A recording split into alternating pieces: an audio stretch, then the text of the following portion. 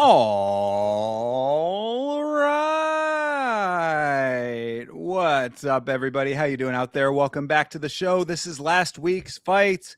My name is Thinker St. James, and tonight we are going over each and every fight from UFC Fight Night, Moicano versus Duncan, giving our predictions for UFC 327, Prochazka versus Ulberg. To do all of that with me, as always, the Ohio player, man, myth, and legend. If you know him, you know you love him, Mr. Chase Parton. How are you, brother?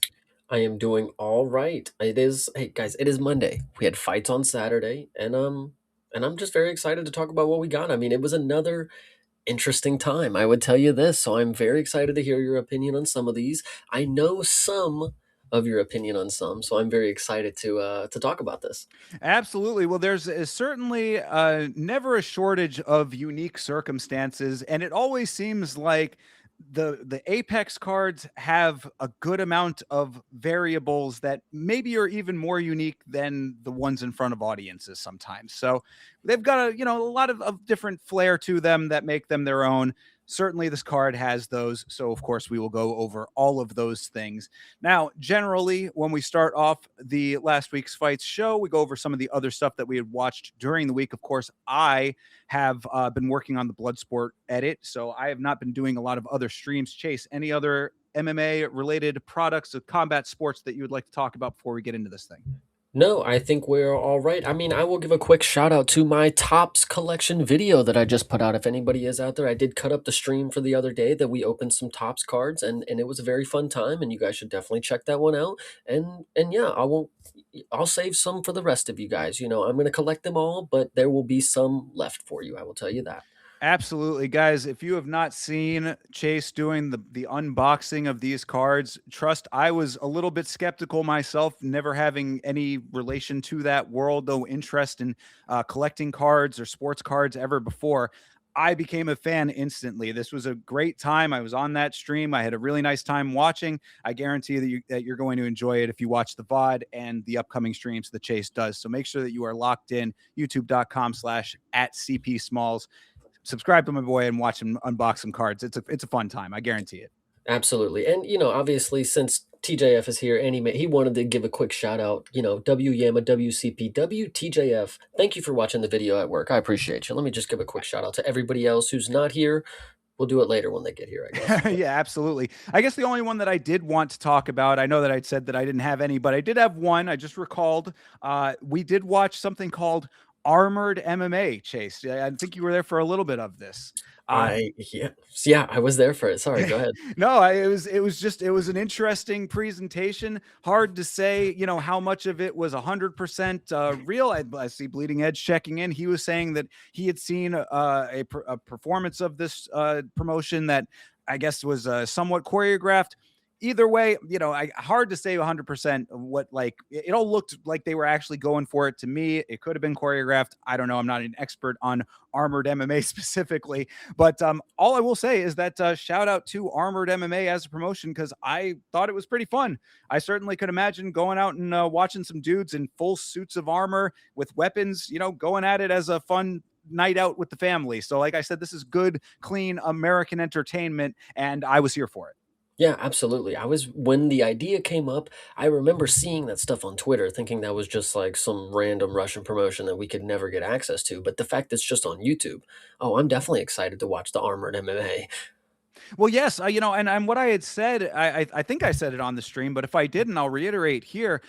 We at one of the real cage fighting events that I did commentary for, we did have a single exhibition match of a version of that. I don't think that they were in full suit of armor, but it was like the guys with weapons and shields, and I don't think they had helmets on, but it was a miniature or a stripped down version of it, I guess I should say. And I thought that was very interesting there. This is like the elevated version of it.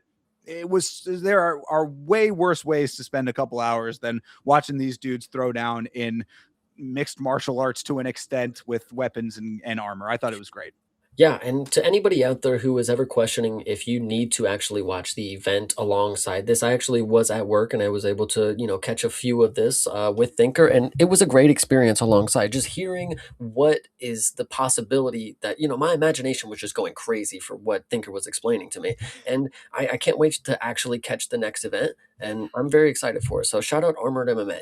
Absolutely. So that being said, I mean, I think that we can get right into this thing if you are ready to. What do you say, Chase? I am 100% ready. Shout out Bleeding Edge, man. I appreciate you for stopping by, man. Of course, and everybody else who's hanging out there watching, appreciate you guys for being here. Well, this event that we are talking about tonight, of course, is UFC Fight Night, Moicano versus Duncan. This took place at the Meta Apex in Las Vegas, Nevada. Going into this thing, Chase, what are your initial impressions here, initial thoughts about this card? The card itself, it didn't really there wasn't anything going crazy, but it's an Apex card. I always love the Apex, Again, everybody cries and cries that, we should get these finishes in front of a crowd, but at the end of the day, some of the people they thrive in this environment kind of deal, and they have to be able to we have to see what they can do in this environment before jumping them to the next. A lot of people we shoot to the pay-per-view and we it's random heavyweights just end up on pay-per-views and stuff and then they don't perform and then people are surprised and they're like, "Ah, blah blah blah." But if you actually watch the Apex, which are normally the better events in my opinion, that this is good right here. Yeah, I had a good time with this one. Obviously, while I was watching it, I was getting progressively sicker. So, unfortunately, I physically was not having a great time. But as far as the fighting went, I thought it was actually pretty good. I was really happy with how all this went down. A couple of standout performances, of course, that we're going to talk about. And I think the errant banger on this card, not necessarily consistently banger fights necessarily, but we had a couple that were good that are certainly noteworthy. So. I guess if there's no other way to set this up, then let's just jump right in. Why don't we? Yeah, let's actually do that. All right. Well, that's starting us off then with the first fight of the evening, which of course was Kai Kamaka the third. There are two other ones. Kai Kamaka the third versus Dakota Hope, the newcomer and teammate of one Joshua Van, the champion. What do you think, Chase? One, learning Josh Van was in his corner, and I picked Dakota Hope.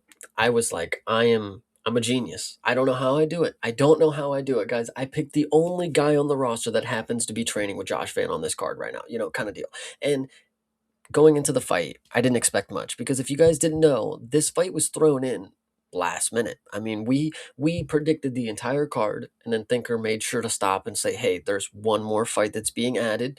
And we weren't even positive, I mean, things happen. We had a fight a couple weeks ago that just didn't end up happening. We still haven't seen those guys. They just got sent to the gulag. There was also the UFC predictions tracker. Shout out them. They updated us in the email a little later, like, "Hey, I was just informed as well that there's another fight being added." So shout out to everybody for catching on to this. I'm glad that they they they shine the spotlight for this fight. I guess we were able to find out, but not knowing anything about this fight or either of these guys, kind of. I think Kai Kamaka, he had already been in the organization, correct? Is that? That yes, that's the tale of this one. Dakota Hope was the newcomer here. He was making his short notice debut, and Kai Kamaka had a couple of fights in the organization prior. Was out of the organization and had been training for a fight coming up, but then got called in for this one to come back to the UFC. Yeah. So one shout out to his barber. I'll just leave it at that. He had, what I was calling it was like it was reminiscent of like the only way I can describe it. I'm sure that there's a better version of it now, but like there was a guy named Richard Spencer. I don't know if you're familiar with this political figure. It was one of these early alt right figures that had that sort of like hairstyle that was very angular. They had like the part was very cut into it and kind of became like the hairstyle of that sort of guy. Now obviously this guy has nothing to do with that, but this is like that to an extreme. I don't know if you remember, but Tybura also tried to rock this hairstyle at one I point. do, yes, And now that you say that. it's not the part it's like the awkward. It's like in the middle of the head where the hair starts. It's a very awkward hairstyle. But You're either way, we don't you're we don't have to absolutely get too. right. Oh no, I mean, just well, we're talking about it. I at least want to say, if you're watching us now, if you're not listening to us and you're actually watching here, you can see it in this picture here on Mhm. screen. Yeah, it's just that you're right. The hair, the part is too far into the hair part. You know what I mean? Like, it, It's as if it's like a half hairstyle. It's like you want half of the head to be shaved, but it's not what that's intended to be, kind of deal. It's just supposed to be a hard part, and I don't know. It's not my favorite choice. I would say this. all right. Well Um, then, yes. So with that being said, what'd you think of the fight? no, that's crazy because the thing that the least talked about thing is his hairstyle because I will give him credit. He put up a performance that makes me not think about his hair, but there is something to be said about Dakota Hope who came into this fight and looked fucking amazing. I mean, I obviously we get to talk about prospects later on in the card, but Dakota Hope at this point on the card, I they threw whoever gets to pick the first fight. We need to find out, is it Sean, Mick, Hunter, who's picking the first fight of the night, because they know what they're doing. They know what to pick, you know. And this fight right here, dude, Dakota Hope won, looked like a fucking unit. This dude is massive. I mean, not just tall. I mean, he's not relatively tall. Dude, he's wide. You Yeah. know, he's ginormous, and he's got, he throws every punch that he throws has, 100% power on, 110% power on it, as a matter of fact. And when you're watching a fight like this, you're like, yeah, no way is he going to be able to do that for a while. He's going for broke kind of deal. But the fact that he was able to maintain that sort of style for the entirety of the fight, he did start to slow and he did start to gas out. But I thought for his what he was doing, he should have been tired way long before he was, and Well, he was doing great. it kind of took an odd dip, like as far as his cardio goes, which I guess maybe was by design because he started, like you said, bad out of hell to start this thing, Mhm. man. I mean, really balls to the wall, came out with super violent intentions, and that was very noticeable. In fact, I mean, really, what I said about that first round was the round was a lot of waiting and reacting for Kamaka, but it was really because Hope was leading the charge. It's like, I can't even really fault Kamaka all that much when you're coming out that aggressively. Like you have to really be on your toes to adjust to that. So understandable there. It took a little bit of a dip in the middle, but that could have been him recognizing the Hope I'm talking about, of course, recognizing that he had been putting so much out in the first round that he needed to conserve a little bit for third round because this guy Kamaka apparently has rocks for ahead. So it's like, he needed to make sure he was pacing himself properly. So I'm not even really mad about the way that he distributed his cardio based on how he was fighting. No, it was good. It was a great performance, obviously, and you can tell, dude. This 4 ounce Fight Club is fucking good. They're breeding strikers, I, and this is what this era needs, you I know. was just gonna say they obviously love to fucking strike. That is what they do at that 4 ounce Fight Club. But it's not just headhunters, and that's a great thing to have as an early skill, not just, and we'll talk about somebody early, later on, he's just viciously headhunting kind of deal. And you would hate for some people who can only strike and like they just keep whiffing punches, they never try to mix it up. But Dakota Hope is spamming body shots along with these combinations are looking great. Even when he's not, 100% there is what I'm seeing, with his cardio. I mean, he was still able to just put everything on his punches, and he was still able to lead this fight for what I thought was the majority of it, which is one of the crazier things to think about, because Dakota Hope, in my opinion, won this fight. Even got a knockdown. According to stats, I actually don't remember the knockdown. Can you refresh me real quick? Knockdown was first round. I want to say. Let me. Yeah, I believe so.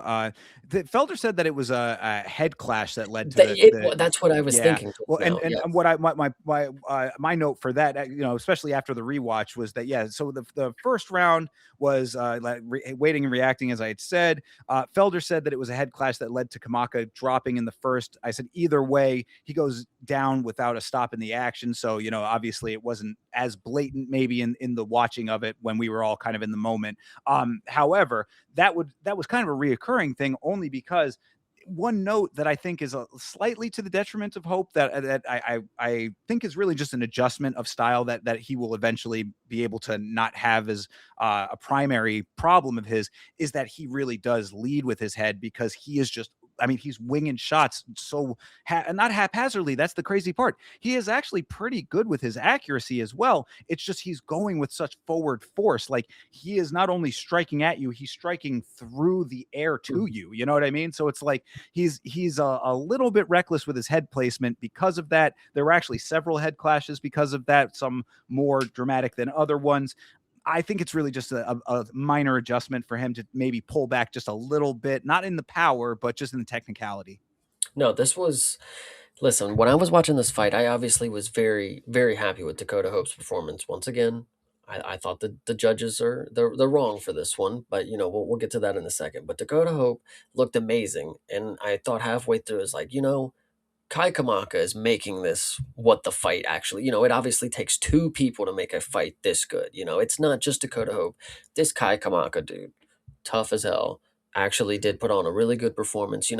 I didn't see it going to him, but split decision. I mean, what can you say? Dakota Hope, I really believe that you had this fight and you did the majority of the work. You know, you were leading the dance, as Thinker said. So it's unfortunate you didn't get the win because you're going to be a really good prospect, and they just didn't want to pad your record, I guess. I don't know. Yeah, so obviously on the rewatch, I always go into the rewatch knowing that I have the benefit of hindsight.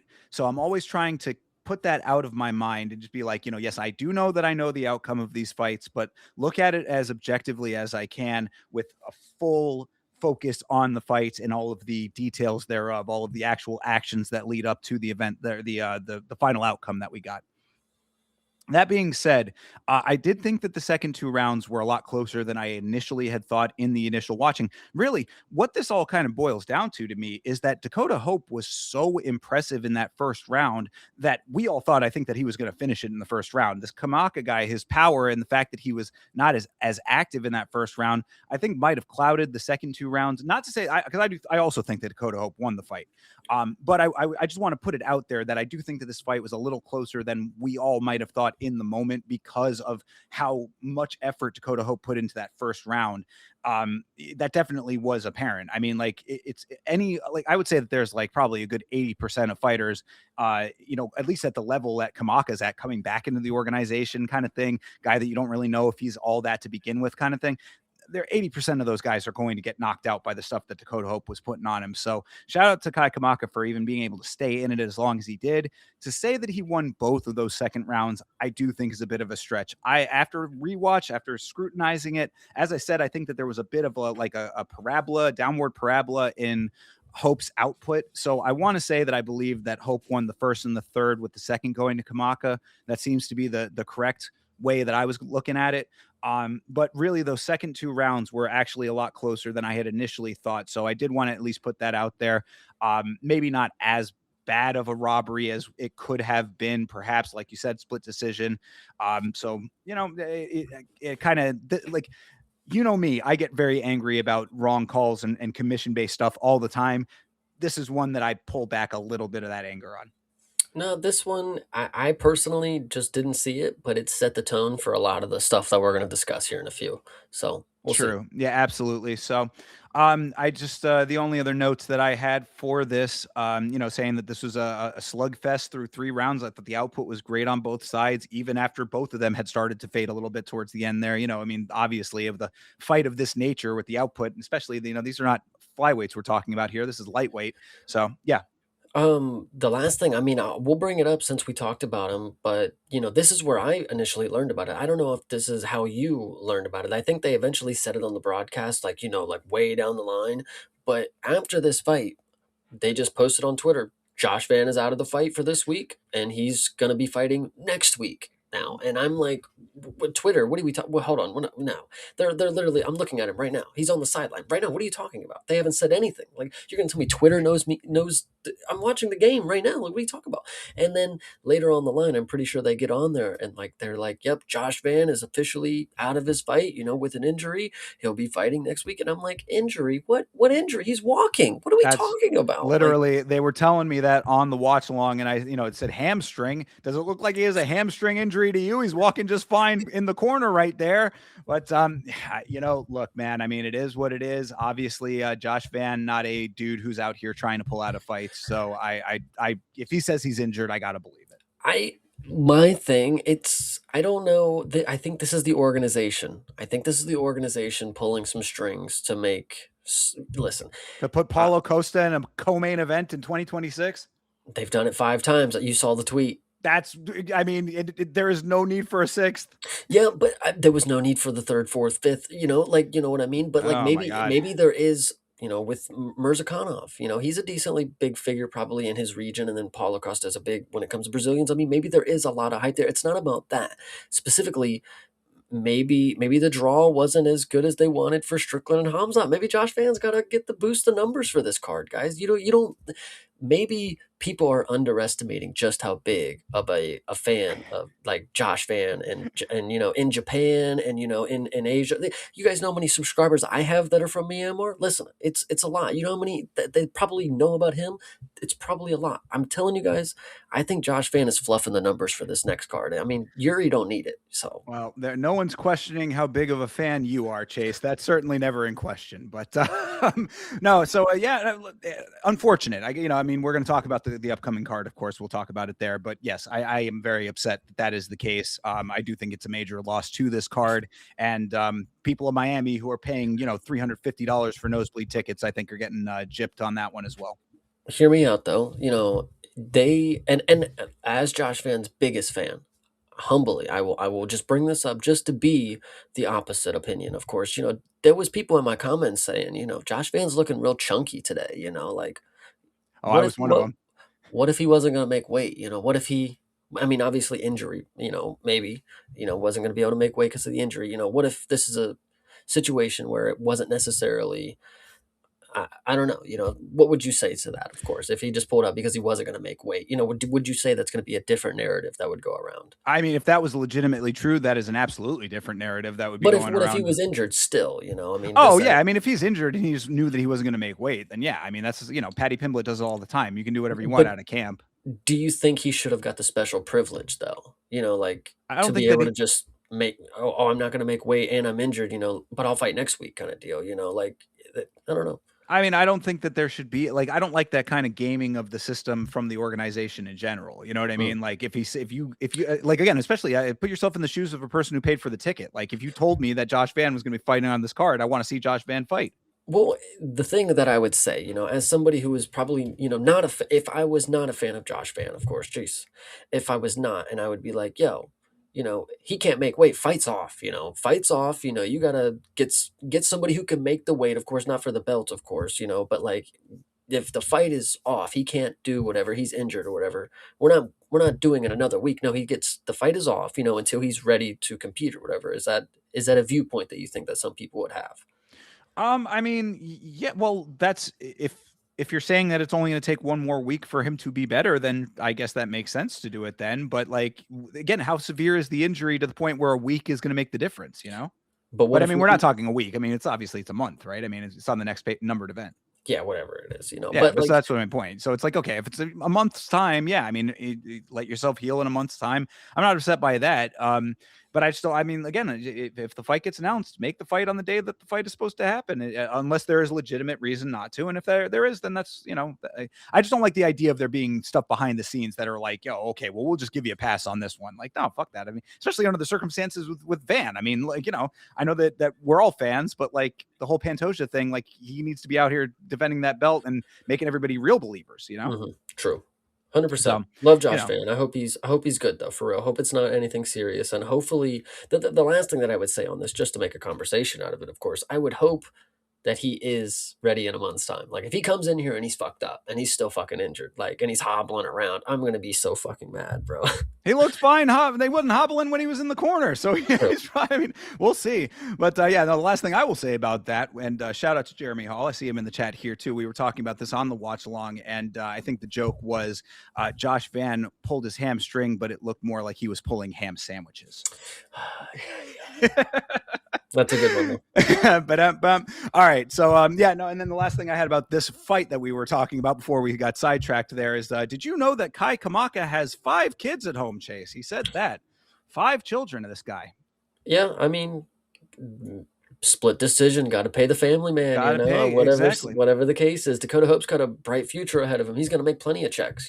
For sure. But yeah, so I mean, with those 5 kids at home in mind, Kai Kamaka in his post-fight interview, which I was a little surprised that they did an interview for this. Obviously, it was a good fight; it warranted one. But newer guys, I was like, I don't know if they'll do an interview, but they did. And Kamaka in his post-fight did say, "One thing I pride myself on is coming," and then later he said, "I got 5 kids," and I said, "Well, obviously." Yeah, nice. There you go. Little humor for you, but it's all legit. He did say that. No, yeah, absolutely. This was definitely a good one. And speaking of people that are going to make money, unfortunately, it's not going to be Dakota Hope on this night because this did not get fight of the night. We will talk Oh, about the fight that does later. So yeah, well, we can certainly mention those, the ones that deserve it and the ones that don't. This was, that has been the narrative that's been going around on Twitter right now about this card, is who got bonuses and who didn't.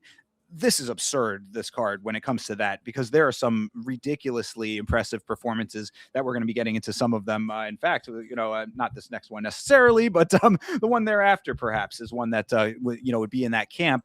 And, a couple of other ones that just got snubbed in favor of certain other people who may not have been as deserving. yeah, absolutely. It's unfortunate.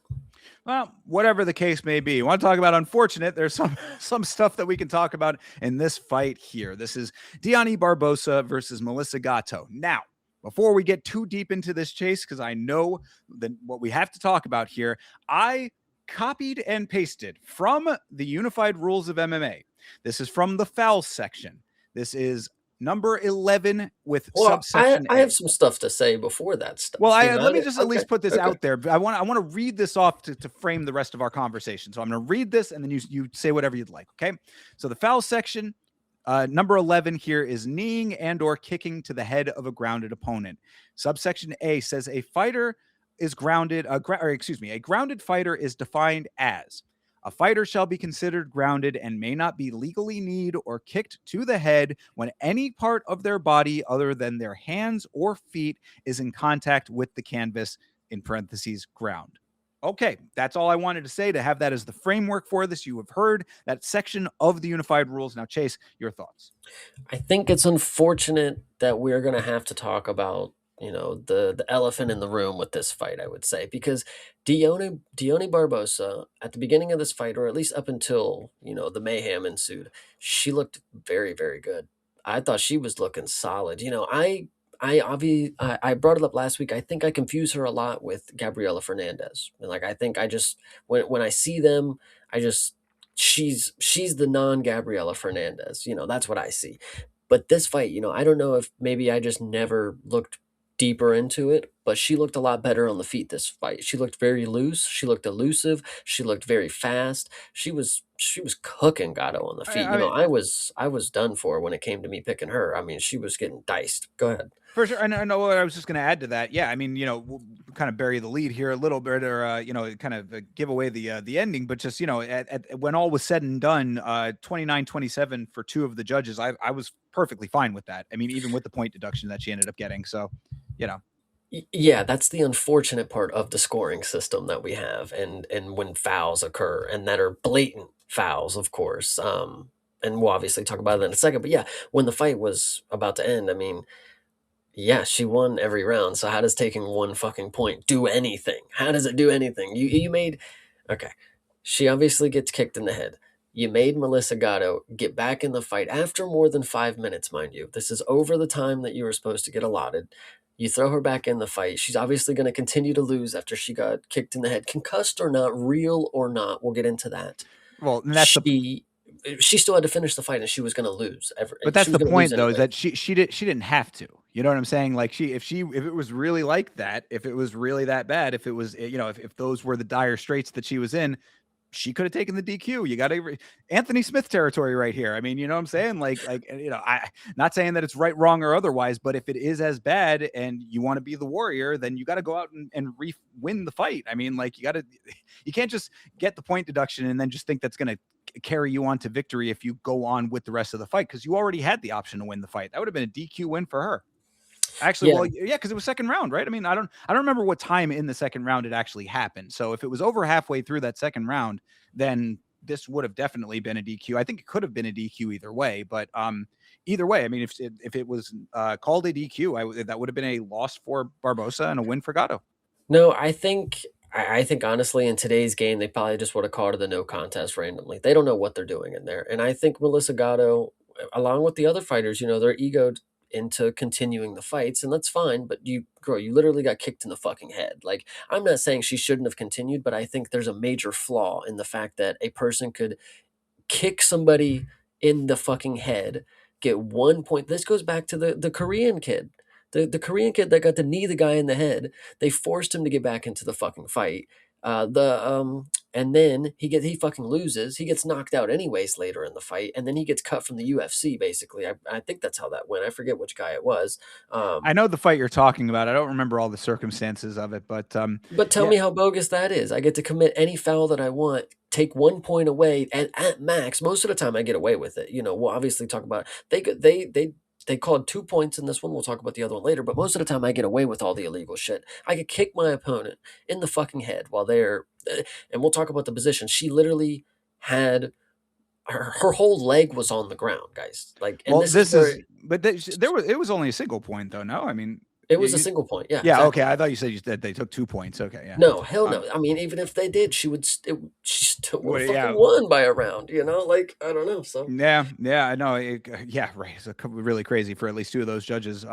But no, you're not wrong. So I guess to run it down to get to that point, because I have a whole section on the yeah. kick. So, yeah, Barbosa was more aggressive in the first, more aggressive throughout this fight. She looked much better. She was certainly the right choice for this. I think I had a little bit more faith in Gatto based on her physical stature, but unfortunately, she does not use her length effectively, or at least did not use it effectively in this fight. No real kicking at distance or ranged attacking. She was just kind of following what Barbosa was doing, which is not a great look when you've got a striker who is, not necessarily the greatest striker, but a striker who has the ground advantage that makes it difficult for you to maneuver and be comfortable in your maneuvering. So that's really what I think ended up happening here. Gatto, after this, goes in for for her own takedowns, and I'm almost like, you were just getting dominated on the ground earlier, that led to all of that problem that you had, and then now you're just poor navigation of this fight. But to go over the stuff I have on the kick, and I'll just get it out of the way, and you can respond to some of these points here as they come up. But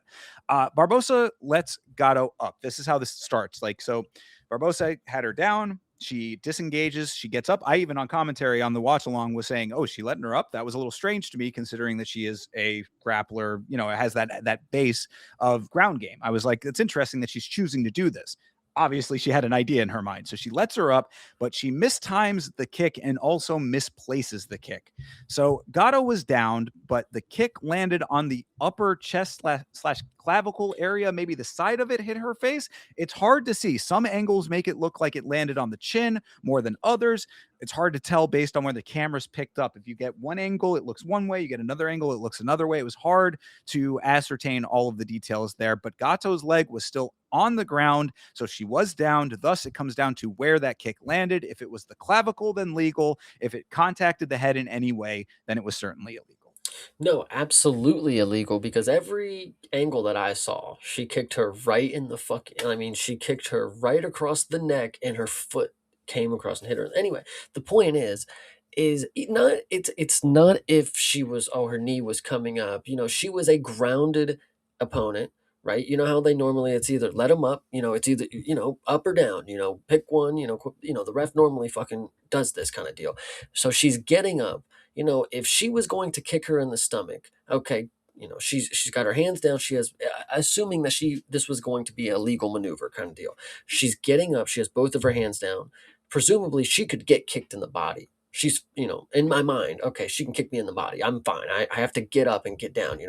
If she kicks me in the head, I'm clearly not going to defend it because it is illegal. So there's no way for me to know that I'm going to get kicked in the fucking face because I'm grounded at that. It's absolutely crazy to me that again you were really about to make me go crazy on the podcast when I was listening to you and you're like, that's legal, that's illegal, she's up. I'm like, yo, are you not seeing the entire? You're talking about her knee, brother. Her entire leg was on the We mat when couldn't she see it got from the fucking angle I kicked. was watching at. We're watching the same broadcast, Well, mate. Every single angle I saw, I'm like, holy shit, there's no way she doesn't like this. You got to get fined for something like this. Like she literally tried to decapitate her. we're Like it's in real time. Give me a break. I know I get it, but this was crazy. I Well, it mean, was certainly a blatant. I mean, like again, but where did it land? See, and that's when you're saying, "Oh, every angle looked like it landed flush on her chin." I'm telling you, bro. I just rewatched it this morning. I'm like it is hard to say where it actually landed. Like, but it wasn't her torso. That's what's bad about it. You but can't. There's this versus this. That's what throat strikes are not good. think about the distance here, though. I'm saying, and literally the leg could have been the length of the arm right here where I'm placing it. I'm Sh- sorry for the audio only listeners, but She was kicking over top of her arms. There was no way she was going to kick her torso if she's in this position. but She's she's kicking. coming at the angle going forward, though. That's what I'm saying. Like she's at her angle going that way towards the crux. If Yeah, no, she no. would have But that's kicked what like she under the armpit area, I bro. could get how you can't misconstrue it. She was trying to time it so that she was not downed. That was the problem. She was trying to go for the head. She missed the head, and that's what I'm saying. Like she hit the clavicle area, whatever, like, and probably did hit the head too. That's what I'm saying. I think it was like right there. I think it was like almost like in the neck, which is also illegal. If you think it was here, exactly. I mean, that's a horrible attempt. Like, and your point is like, oh, she was trying to time it. It's like you were trying to time something that was illegal to make it legal, and then you landed illegally. So you But you you saw her in the corner. She was saying it landed here. She thought she did it in because the right she's place. stupid. Because she's stupid. Bro, I said this at the exact same time. Dude, she's prancing around. She's walking around. She's doing she Whoa. basically was that's dude, that's what Careful. she was doing. She was doing shit like that. And bro, and I'm sitting here saying like you are an idiot. How do you think that that was legal? She's walking around with her hand up doing the whole song and dance, doing exactly what I just did. My apologies, I but said, either no, way, nobody clipped that. it was so blatantly illegal. And again, Hydra's making the great point. I love a lot of dirty stuff. If it comes down to it, you got to win a fight. But like something like this, I mean, she was clearly you were attempting it illegally, hopefully hoping that it was But legal. again, And, it's not about what act it's not about the intention, it's what actually happened. And if it did exactly. land right, and so I'm saying if it did land on the upper chest area, then fair play. What But can I it say? but it but it didn't. And Right. Well, she and got that's the I mean, point so taken that is away. and And that's the prevailing thought is that it did land on the face. So fair enough on that. Point deduction did happen. I mean, I believe it was was it Jeremy Hall earlier saying that no, it was Hydra saying that this was an Oscar-worthy performance here. I, I mean, what's the verdict on this? Because we did see her kind of like go, realize what happened and then pull the Macy Barber. She went flat out there for a second. no, she definitely did. But like I I again, and I don't dislike Macy Barber. I'm a very critical of what she does. And I agree she did this and Melissa Gatto did the exact same thing. But in the situation where like she wouldn't have got the point taken from Barbosa had she not done that. So like in a sense if this is the route that it is and you get illegally attacked, I mean, the sell job is what you got to do to get the point taken because they're not going to either way. And I'm not on the side of them being actors, but I think in the if you're going to continue fighting, either way, I personally don't think it's the move because like, oh, just eat it and then go back into the fight either way. But Right. like if your plan is I can get a point taken, in the split moment, it's like, oh fuck, all right, I'll just give up for a second kind of deal and make not milk it, but at least over exaggerate kind of deal. Fair play. She got the point taken away. She wouldn't have got that point Yeah. had she not have sold it, kind of Well, deal. and you make a good point with that because it's like, sadly, there are a lot of times where if fighters are too tough for their own good and they just want to sell how tough they are, then it signals to the commission and the judges and whoever's making that call, oh, it must not have been that bad. And that's, I mean, like, I hate that that's the case because it should just be, again, this is what I always talk about. All I want is consistency in how the oversight is. I don't care as much about what the actual nuts and bolts are. Whatever the rule set is, I'll just be like, follow the rules. And if you can get away with things, if you can skirt things, every sport has this. I'm not mad at that. I want there to be consistent application. And something like that, it calls that into play. Because I mean, like you're right. If she had just gotten and be like, no, I'm good, I'm good, I'm good. Okay, well then you get a warning. You shouldn't have done that. And then now you're back into play. Me personally, when I saw something like this, and I still kind of believe it, I mean, when it comes to somebody who's willing, and I'm obviously there are people who do this, this is, and we'll talk about it. Chat, go ahead and fester on this. Is Barbosa getting the dirty fighter allegations? She attempted something illegal. She got knocked a point for doing something illegal. Like she was willing to try to potentially take risk of kicking her opponent in the face, you know, potentially knocking them out with an illegal strike kind of deal, ending the fight with an illegal strike.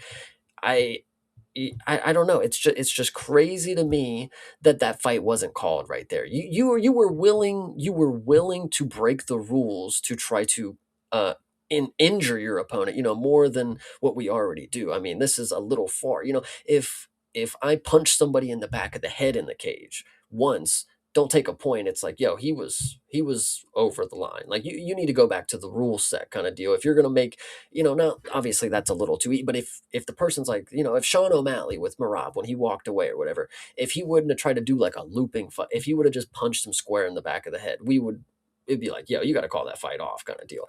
This, I feel like, in the same manner, it's like, yo, she could have fucking killed her, bro. Like, she tried to kick her Well, as hard as she fucking could. but see, and this is also why the rules end up getting murky anyway. I mean, she was trying to time it. So, I mean, like, had she actually done the timing correctly, it would have been a legal strike and she could have gotten that soccer kick as perfectly as she wanted it to be. And then what can you say? Okay, well, yeah, I just don't like soccer kicks. Soccer kicks are very dangerous. And like, it being legal, maybe that's the questionable thing. But the difference between that leg being on the ground and it being off like that, that's all that it was. So I mean, yes, it was an illegal strike based on the positioning of the leg, but had she actually timed it correctly, then the same basic things that you're talking about, the danger and all of that, is still there. It's Mhm. just now legal. So I don't know if I can necessarily. I mean, like, in a broader sense, I do agree with you. It should have been. Probably should have been called off if it was that bad and an illegal strike. But what my point is that, like, if it really is just the difference of the leg being down versus her being on at least on her feet fully and on her hands, the same positioning is there, so the same outcome could have happened. Yeah, but there's a reason that that type of kick to the head is not legal in the sport. I think some things, knees to the grounded opponent to the head, I think should be in play. I think that is a very valid way to, get rid of wrestlers kind of deal, is if you add more elements to the ground game like that. But when it comes to standing opponent versus grounding opponent, a soccer kick to the head and or stomping to the head, I mean, listen, I don't know, guys. These ones are pretty hard to argue that they would not fucking murder somebody. Like, Jesus Christ. I But don't what know. if it had just been a knee? If it would have been a knee to that, I mean, I'd be okay with that. I'd be all I right. I mean, But but she was still grounded. She was no, still well, if no, it no, no. was I'm a saying, legal yeah, position. right. I mean, or if it was either pride or the global rules. I mean, then she could have hit a knee on that. You don't think Mhm. that the impact of a knee would have been as bad as a soccer kick? Uh nah, it probably would have, but it would have been at least a little more legal to me. I would All say that. right. I mean, interesting take, I suppose. But either way, yep. I mean, this was a unique situation. I also thought it was very interesting that they had the review light. Did you catch that, Chase? That they had the little review light was They in put place. up Yeah, the thing I, you put on the top of the car and drive y- away. right, or what Hydra said is that it reminded us of the light the lamp in hockey. It's like, if that lamp ain't lit, then that ain't a goal, kind of thing. So I was like, where did this come from, and when did they start using it? I have no idea, but it certainly was there. We got a nice little zoom in on it, and after much deliberation, Barbosa did get her point deducted, but the fight did continue. And I mean, based on the factors, as I said, with the lack of full on understanding of where it landed, how bad it actually was, how much of the acting job, all of the things we just talked about, I am okay with how this actually played out. If it had gotten DQ'd, I would have also been okay with it, depending on where it actually landed.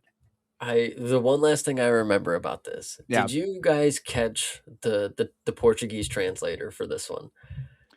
No, I don't think so. What happened? He was just like, he just looked like some, giant 19-year-old like overweight guy kind of deal, and like, you were just looking at him and you're like, what the hell does he know about? What is he even doing here? Oh, He don't look like he's known as, but he you're talking clearly. about the teammate guy. I think that was Gato's teammate, right? Yes. Yes. Well, we So did he's catch standing that there guy. translating, and it's like, what does this guy know for sure? Like, what the Bro, hell? he was quite the topic of discussion on the watch along. This is well before all of this happened, but when they were walking to the cage, yeah, this dude, he looked like, they were calling him Babyberg. He looked like a baby Moneyberg. Yeah, yeah, no, that was absolutely hilarious. And him standing there with the doctors, he's like looking in on it. It's like, you know damn well he has no idea what's happening. Come on. I mean, Yeah, he certainly had a distinct look to him. I didn't want to be too hard on him for his attributes, but he was definitely noticeable and an interesting addition to the team. Nah, shout out Justice in the Hive, man. When he was in the call, he was the one who pointed out to me, and I was like, Justice, yo, that kind of looks like you, dude. That's like if you were out there fucking doing Ah, that. He was like, dude, you're not fucking wrong, and I have no idea what I'd be doing out there. that's funny. Well, shout out to Justice then. Hell yeah. But yeah, so I mean, really, the kick is really the story of this fight. Everything else was just Barbosa winning this fight. I said, I mean, there was one point in the second round, I think that Gatto ended up on top after all of that, towards the end, but didn't do much with her position. So hard to say that she won that round. So, if you want to give her that round, you can with the point deduction. But other than that, it was pretty much just a lot of armbar attempts, and that was about it. I have thought it over, and I actually think this is what I'm going to stand on. I would 100% be better with her attempting a knee in that position because she's limited with her mobility. If she's low enough, she has to drop some fucking WWE style knee on her. The power's gone at that point. She for the range of motion for a fucking kick. I mean, you could swing your foot from a lot further than your thigh goes back, kind of deal. Or she could have ran into her with the knee. She literally could have come back with the knee and swung it Right, forward. but if she's too low, she's not going to be able to. She would have to like drop down at a certain point. It's not that. A knee is very hard, but there's not enough power in motion that I think you would get a range in motion of your hip. Like it's your hip right there. Like she has to be able to get down to her first because she's like down on the ground getting up, and then she has to have the force to go forward. I think the kick obviously you have way more range of motion with your fucking leg when you have the whole fucking arch. But if she went for a knee, I don't think she would have fucking been able to fucking brain her, of course. She literally not almost concussed her. Obviously, she was kind of fine, she rolled over and had to deal. But if she landed flush, which she was attempting to fucking do to her fucking head, because again, it was over her arm. She was nowhere near going to land on her anything other than a legal portion with her hands like this. Is my perspective of it. She could have fucking really hurt her, like really bad.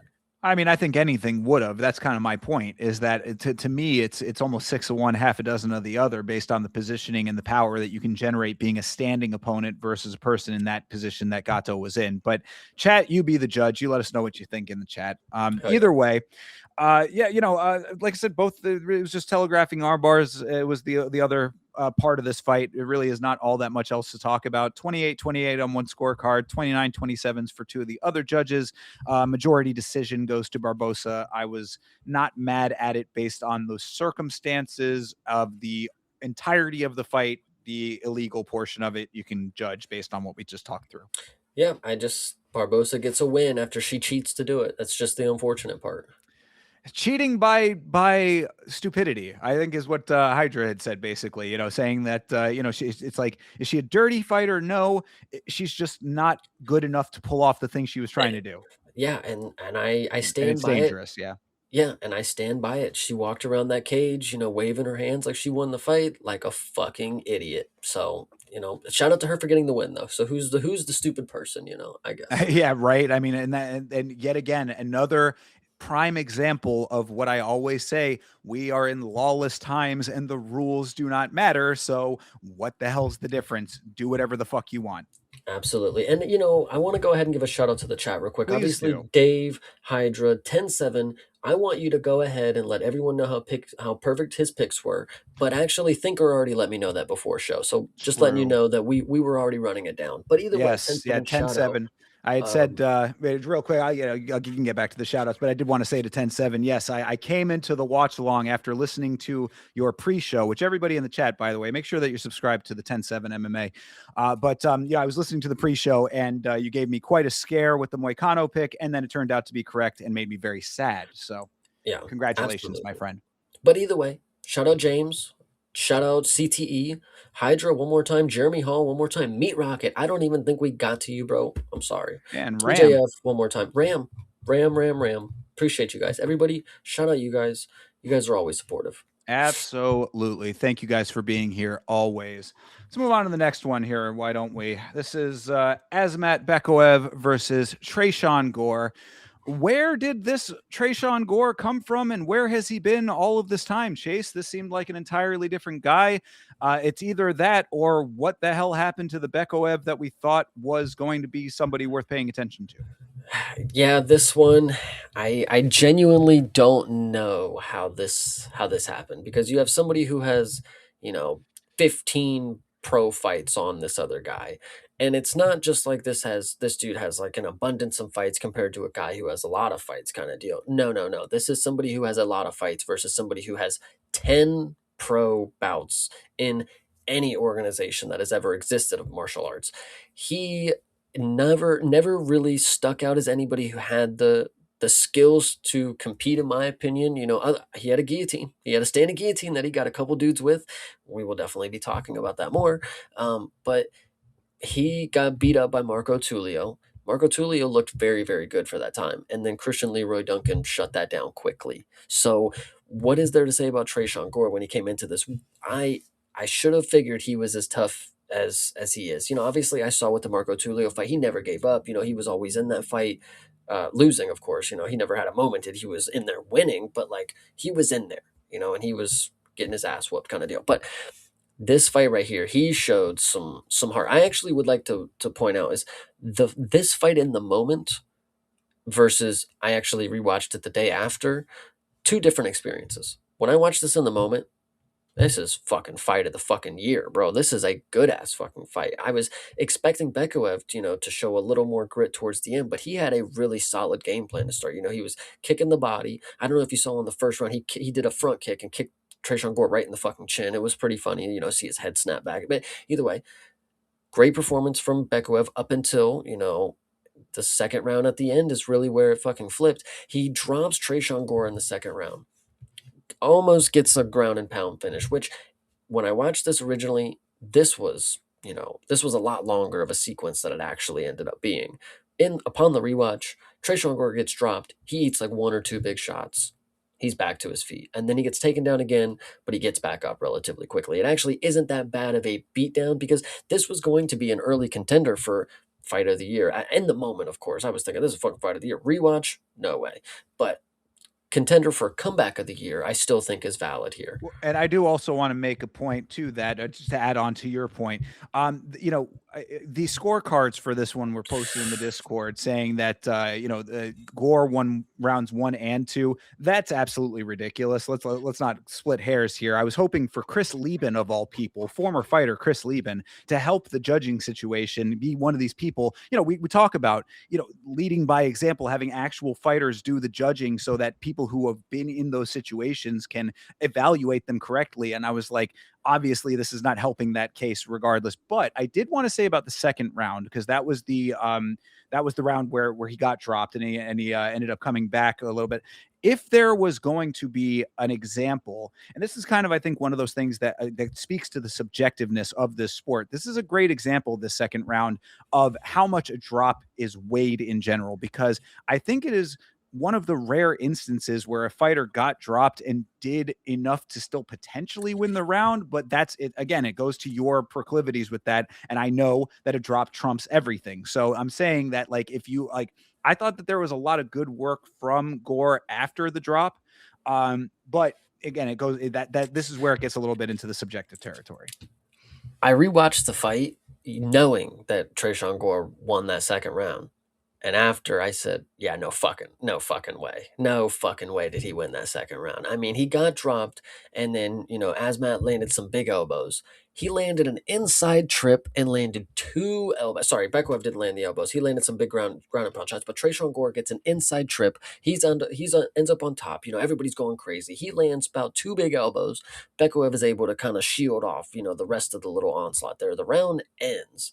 And then I'm told that he won the round. I mean, he was getting his fucking ass whooped for the first 3 minutes of this, But of the course. drop was, I mean, the drop was like not a super crazy drop though. I mean, like, we're not talking about like him being out and then having to fight his way back through like a barrage. I mean, he got dropped, he was on his knees, he went back, he had the front headlock. I mean, like, he you know what I'm he saying? did good swinging out of the position that he was in. He got dropped. You're saying, I mean, he didn't get dropped, brother. I mean, Oh no, he did. No. I'm saying that like again, this is why it's subjective. Is all That's my only point. If you say I didn't win the round, I'm not even mad at it. I'm just saying that like this is one that to me, it's like there is at least a conversation.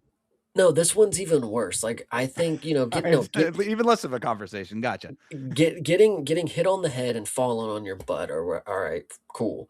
But when you watch the slow motion replay and you see the lights go out for the even for the split second, and then they hit the mat, I mean, you can't tell me that's not like. I mean, he almost like in another world, Bekaev literally just won that fight by KO kind of deal. But in this one, Trayshawn Gore is obviously a dog. It's I think this knockdown specifically, it was a lot more than just like, bro. We just saw a 10-8 round last week for a fucking knockdown at the end of the round of a close fight, kind of deal. So this one doesn't surprise me that Trayshawn Gore magically fucking wins this one because we don't know what's going on. But like, Bekuev knocked him down, gets on top, lands some big ground and pound, gets him down again. Trayshawn Gore continues to get up, yes, and then he gets again the trip, and then he lands some elbows.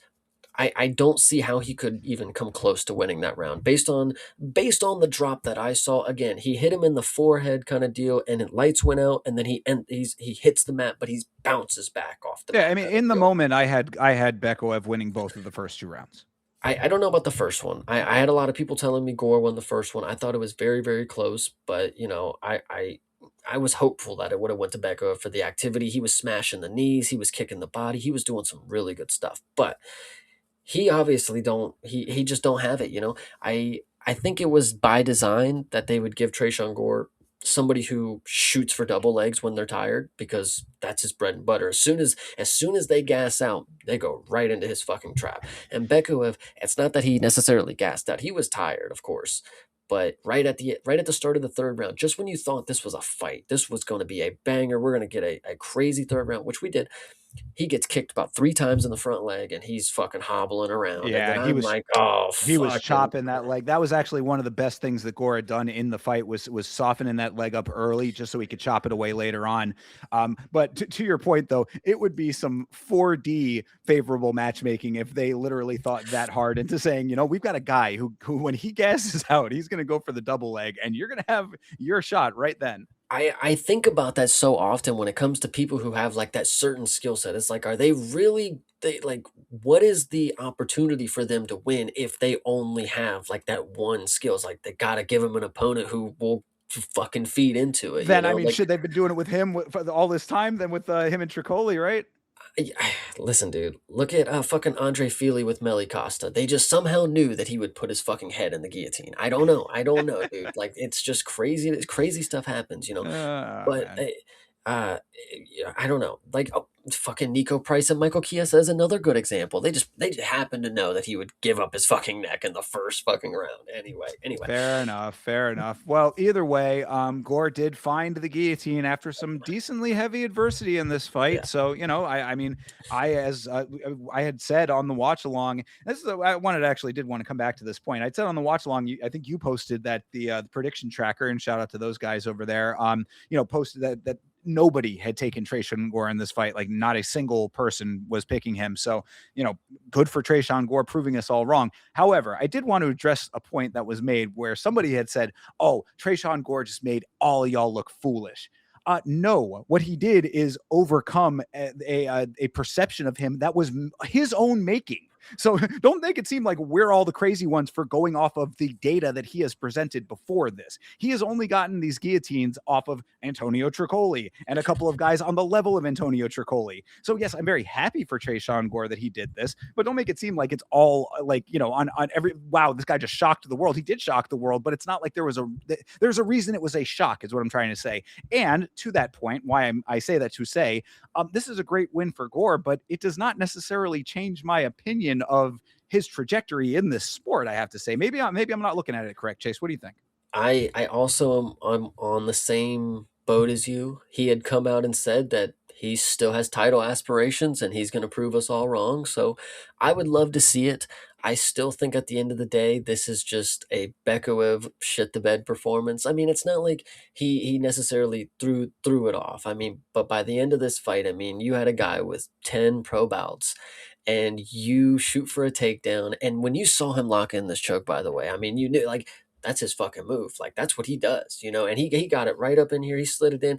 And Bekaev, you know, normally I would say like, oh yeah, you're not gonna tap, you're not gonna make these guys tap. Like they know better than the tap. No, he just went right to sleep. He just went right to sleep. And I love this choke too by Trayshawn because it's not just the choke itself. You know, a lot of people they lock in the choke and like you know, they're holding it there, they're flexing it off. You know, they're showing the crowd. No, he rammed him up against the fucking cage with the choke in there. You're not going anywhere, brother, and you're just gonna fucking die. You know, Yeah, you're not great. going anywhere but to sleep. Yes. Indeed, he did that. Yeah, and really, again, just to piggyback on your point, you're talking about Bekaev shit in the bed. He would seem to be a bit of a bed shitter over here, and that's really what I take away from this fight more than anything is that I had one perception of Bekaev. I'm a little concerned now. I mean, granted, Yusri Belgaroui, guy who seems like he maybe is going to be on the come up, a guy that maybe there's a little bit more of a stock raise there. You know, maybe put the pieces together based on what we had seen from him earlier versus now. Trayshawn Gore, definitely not that. So, I mean, I'm seeing out of Bekaev now things that maybe I had misinterpreted for some from some of his earlier performances.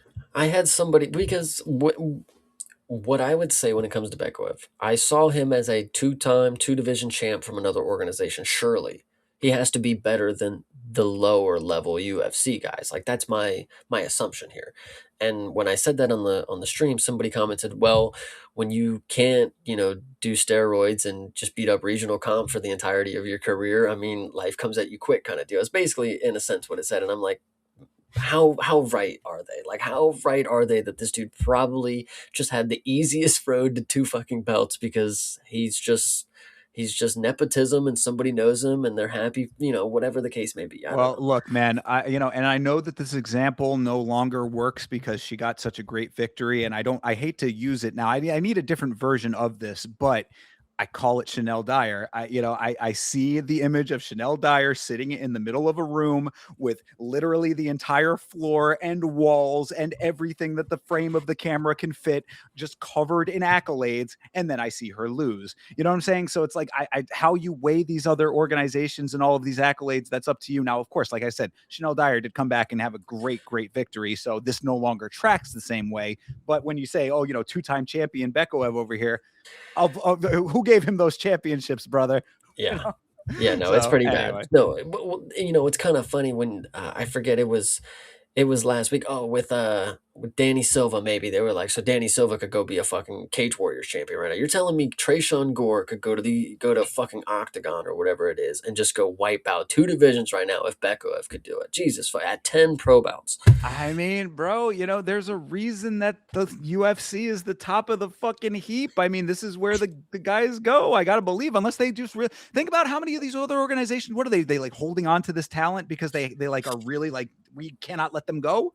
I can't believe that, you know, and I'm not trying to point it at you directly, but like if that's the argument, it's like the UFC's the top of the game, baby. We got to do with 10 wins, and he could just pull one out like that. It's like week after week, we sit here and look at people and say, "Get him out of the so fucking that they so UFC, that they bro." can go be that guy somewhere else, so that they can go do that. Go. That's what I'm saying. That's I always say that. I always say there are plenty of places elsewhere where you can be that guy. Now, this is actually a good point. The last thing I'll say about it, but to exactly what you're talking about. Now we've got PFL. We got the new guy at PFL. We got the dude who took over Don Davis's position. I forget his name off the top of my head. I'm sure chat can tell me, but that guy is like an actual fight person who's might be making some legitimately good moves at PFL. I'm actually wanting to keep an eye on PFL now to see how this guy evolves that organization. If this guy is really about his game, he does take those guys and he does make them into the stars over there because that's exactly what they can do.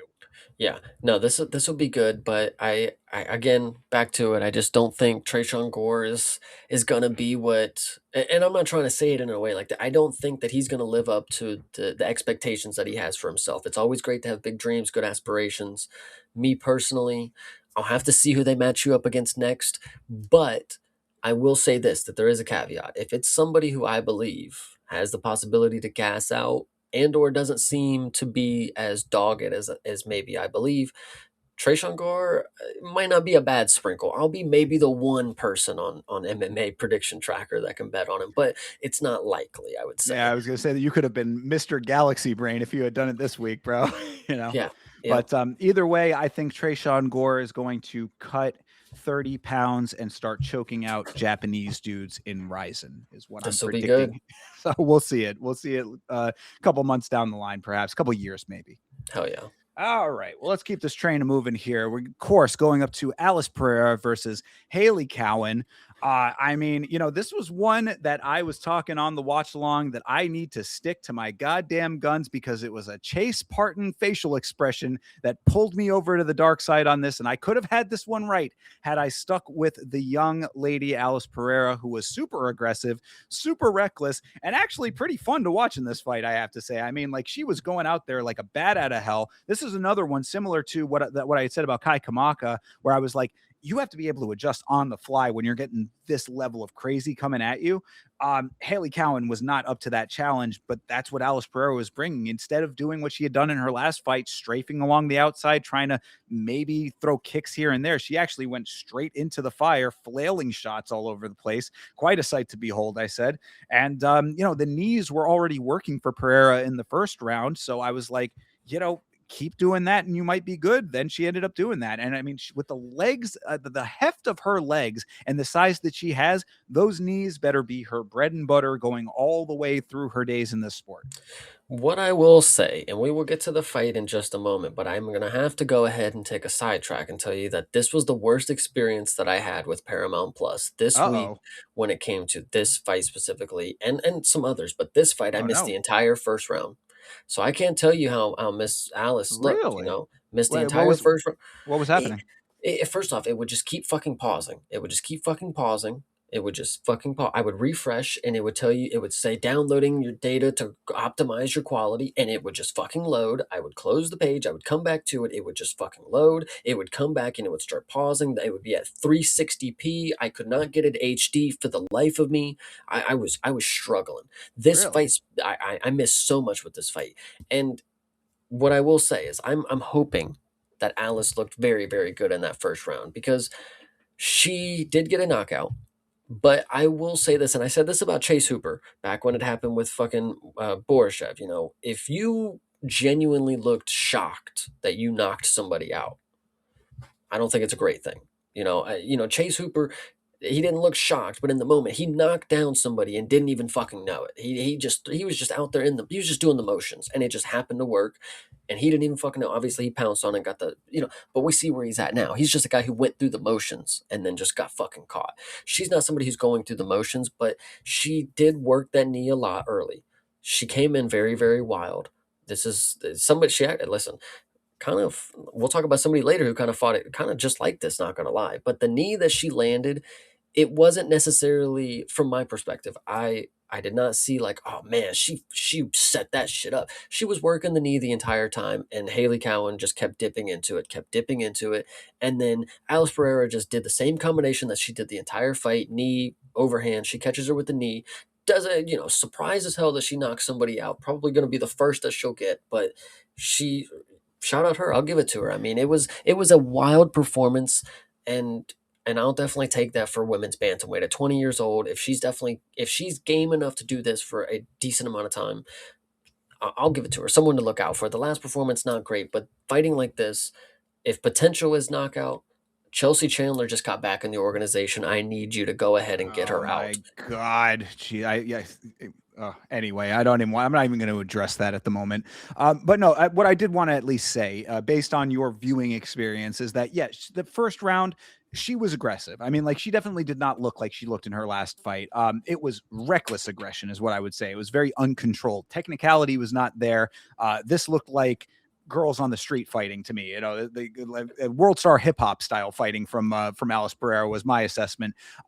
Cowan was doing much better in the second round. I thought that she landed a few more impactful shots. She got Pereira to the ground with a really nice double leg that was very well timed. I thought that there were some nice things for Cowan in that second round, but like you said, the one fatal flaw was dipping her head, which he was doing consistently. So it really was a matter of time with knowing. That was the thing that was crazy to me. We saw the knees earlier in the fight from Pereira, so knowing that the knees are a potential there with how big she is and how big her legs are, like you would think that that would be the one thing that even if you're going to go for singles and doubles, that you are very triple sure that you're not going to be taking that knee if you're doing it. She was not. Knee ends up connecting, like you said, a little bit, not random. She did throw it, whatever, but you did see how she looked afterwards. I said it perfectly timed or very lucky, whatever the case, she landed it. Yeah, absolutely. It was definitely a good performance. I'm excited to see her fight like this more.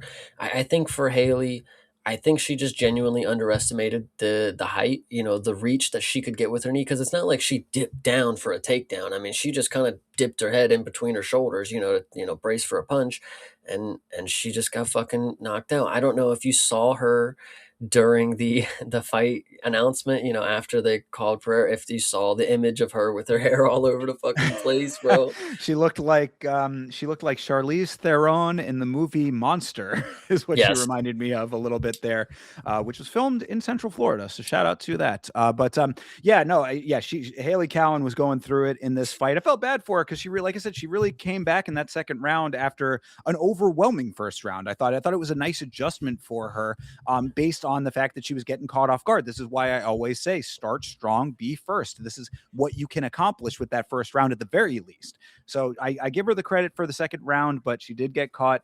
And then unfortunately, she and the rest of us all had to hear Alice Pereira learning from Money Moicano with that promo that she cut. This chick is a bit of a talker, Chase. She's so real. She is so real.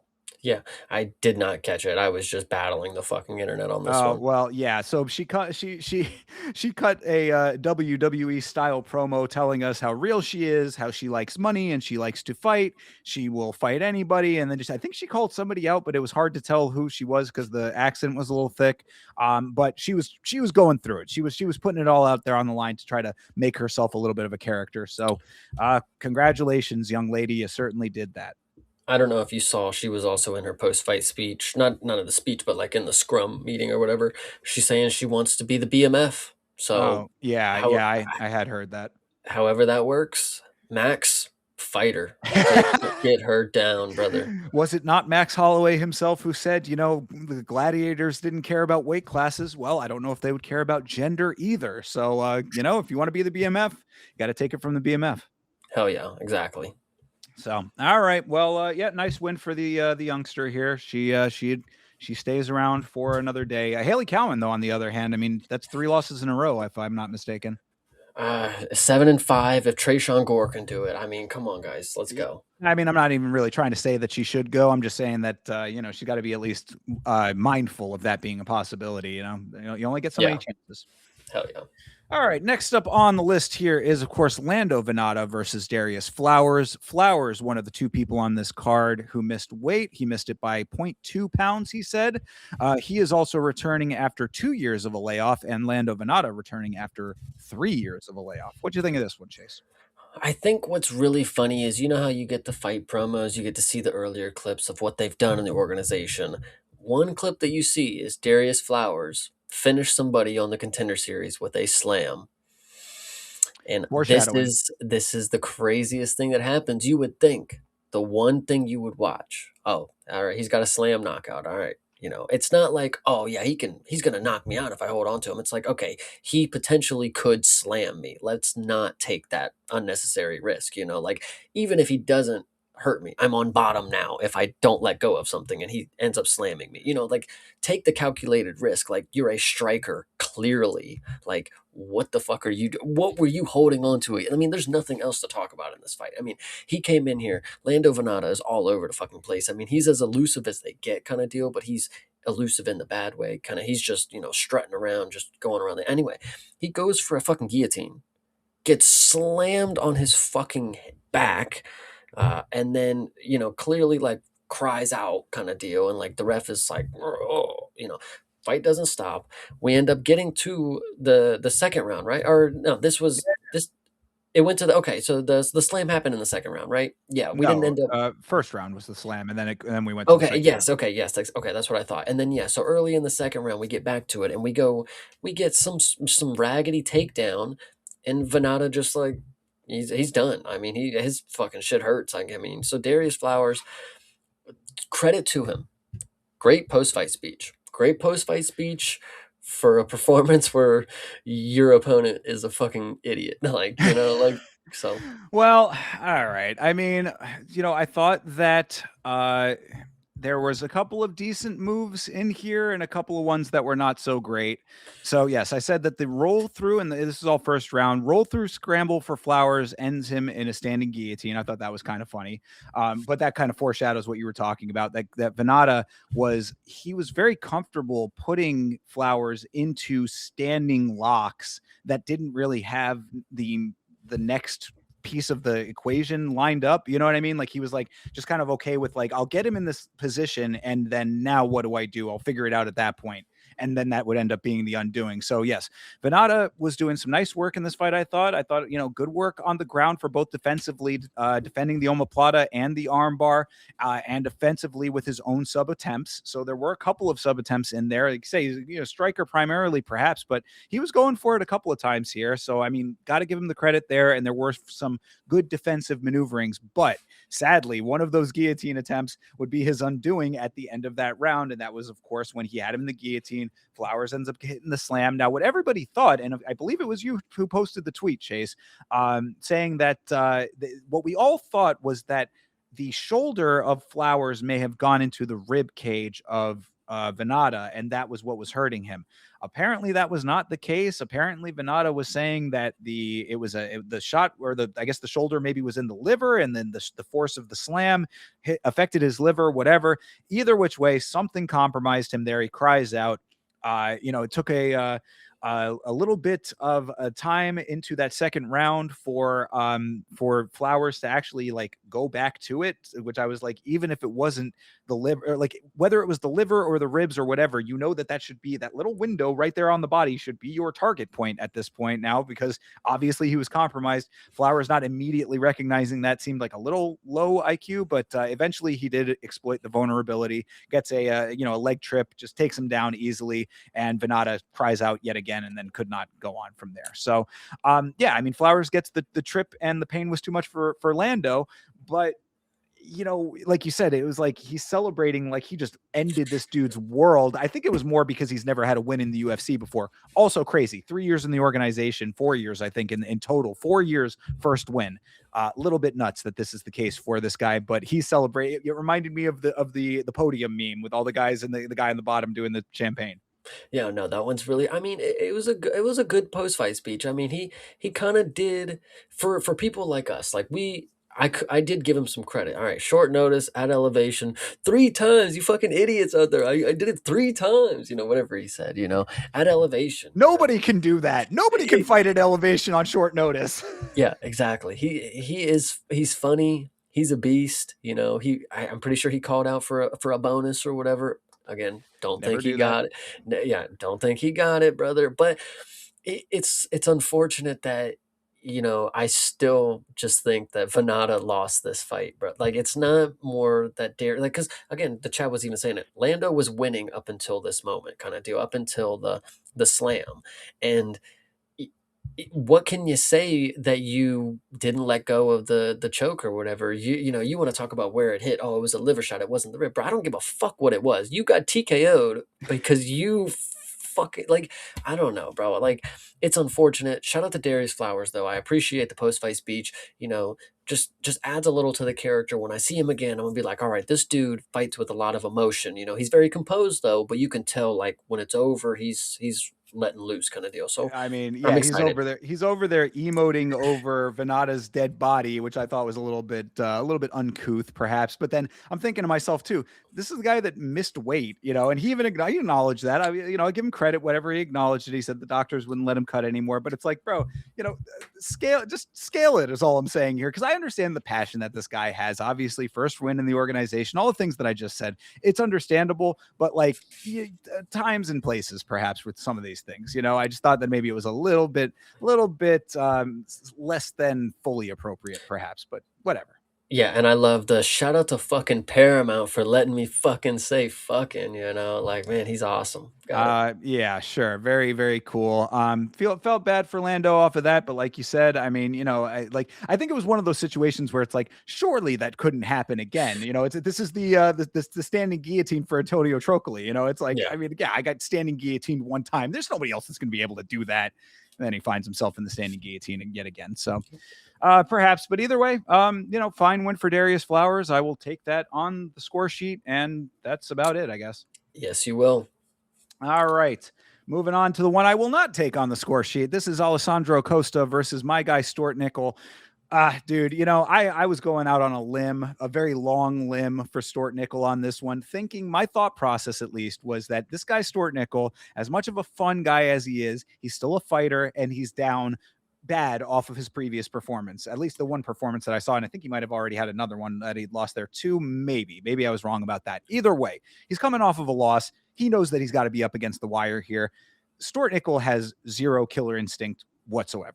He has no go for it attitude, just a roll with the punches kind of guy with no intensity in his offense at all. It made me feel upset that I gave him that leeway and that faith based on what I was seeing, because I still do like him as a guy. He seems like a cool dude, kind of guy that you'd want to have a beer with. But as far as betting on a fight goes, he is never going to be it. And I gave him that leeway, and now I'm paying for it. What would you say if I told you that the judges gave him the first round? That is insane. That's ridiculous. There is no way he won that first round. No, Yep. no, no, no, no. Two of the judges, at least. I don't know if it was all three. Two of the judges gave Stuart Nickel the first round Oh. against Costa. Yep. I mean, what I would say is I'm not surprised based on everything that we know with judging. What I will say about this fight, and I think this is unfortunately this more of a story for Costa. Now, I did overlook it, and this is why he's going to be on my map specifically, is because he's in the camp with Diego and Grasso. That's exactly why he will be on my radar. But this is a flyweight fight with Stuart Nickel, and I don't know if this is Costa, if he's playing, if his skill set plays down to his, like if he matches his opponent kind of deal, because we've talked about Stuart Nickel before. He's not a traditional flyweight. Like he's not the quickest, doesn't have all of the skills, not really. He's not really in the mix doing anything. He's just fucking there. He's just there, kind of deal. If Costa really wasn't able to smoke him and or put a pace on him that really just like up until he got the finish, of course, but the first round specifically, like he was matching what we had with Stuart Nickel. So that was what I would say maybe is concerning. But I think him getting the finish, that doesn't really matter. I mean, Stuart Nichols not a dude who gets finished. That's obviously not a dude that you can punch in the head and finish because he smiles through most of the strikes that you land on him. But for him to work the body and land a shot, unexpected like that, right where Stewart is, softened up when he threw the punch, lands the body shot, puts him down. I think it's actually kind of funny because even when Stuart Nichols got the smile on his face as he's falling down holding his stomach, which another fight we'll talk about later where somebody gets hit with a body shot, he was not smiling. This one right here, Stuart Nichols just always having a great time. Costa, though, having, another Brazilian training in Mexico. I love this mix here. I like the idea of growing up with BJJ. Now you're a grown man and you get the Mexican style of boxing and kind of deal. I love this, but I'm really hoping to see more from Costa because the first round of playing, kind of, 50-50 with Stuart Nickel in the first round doesn't scream at me that flyweight contender.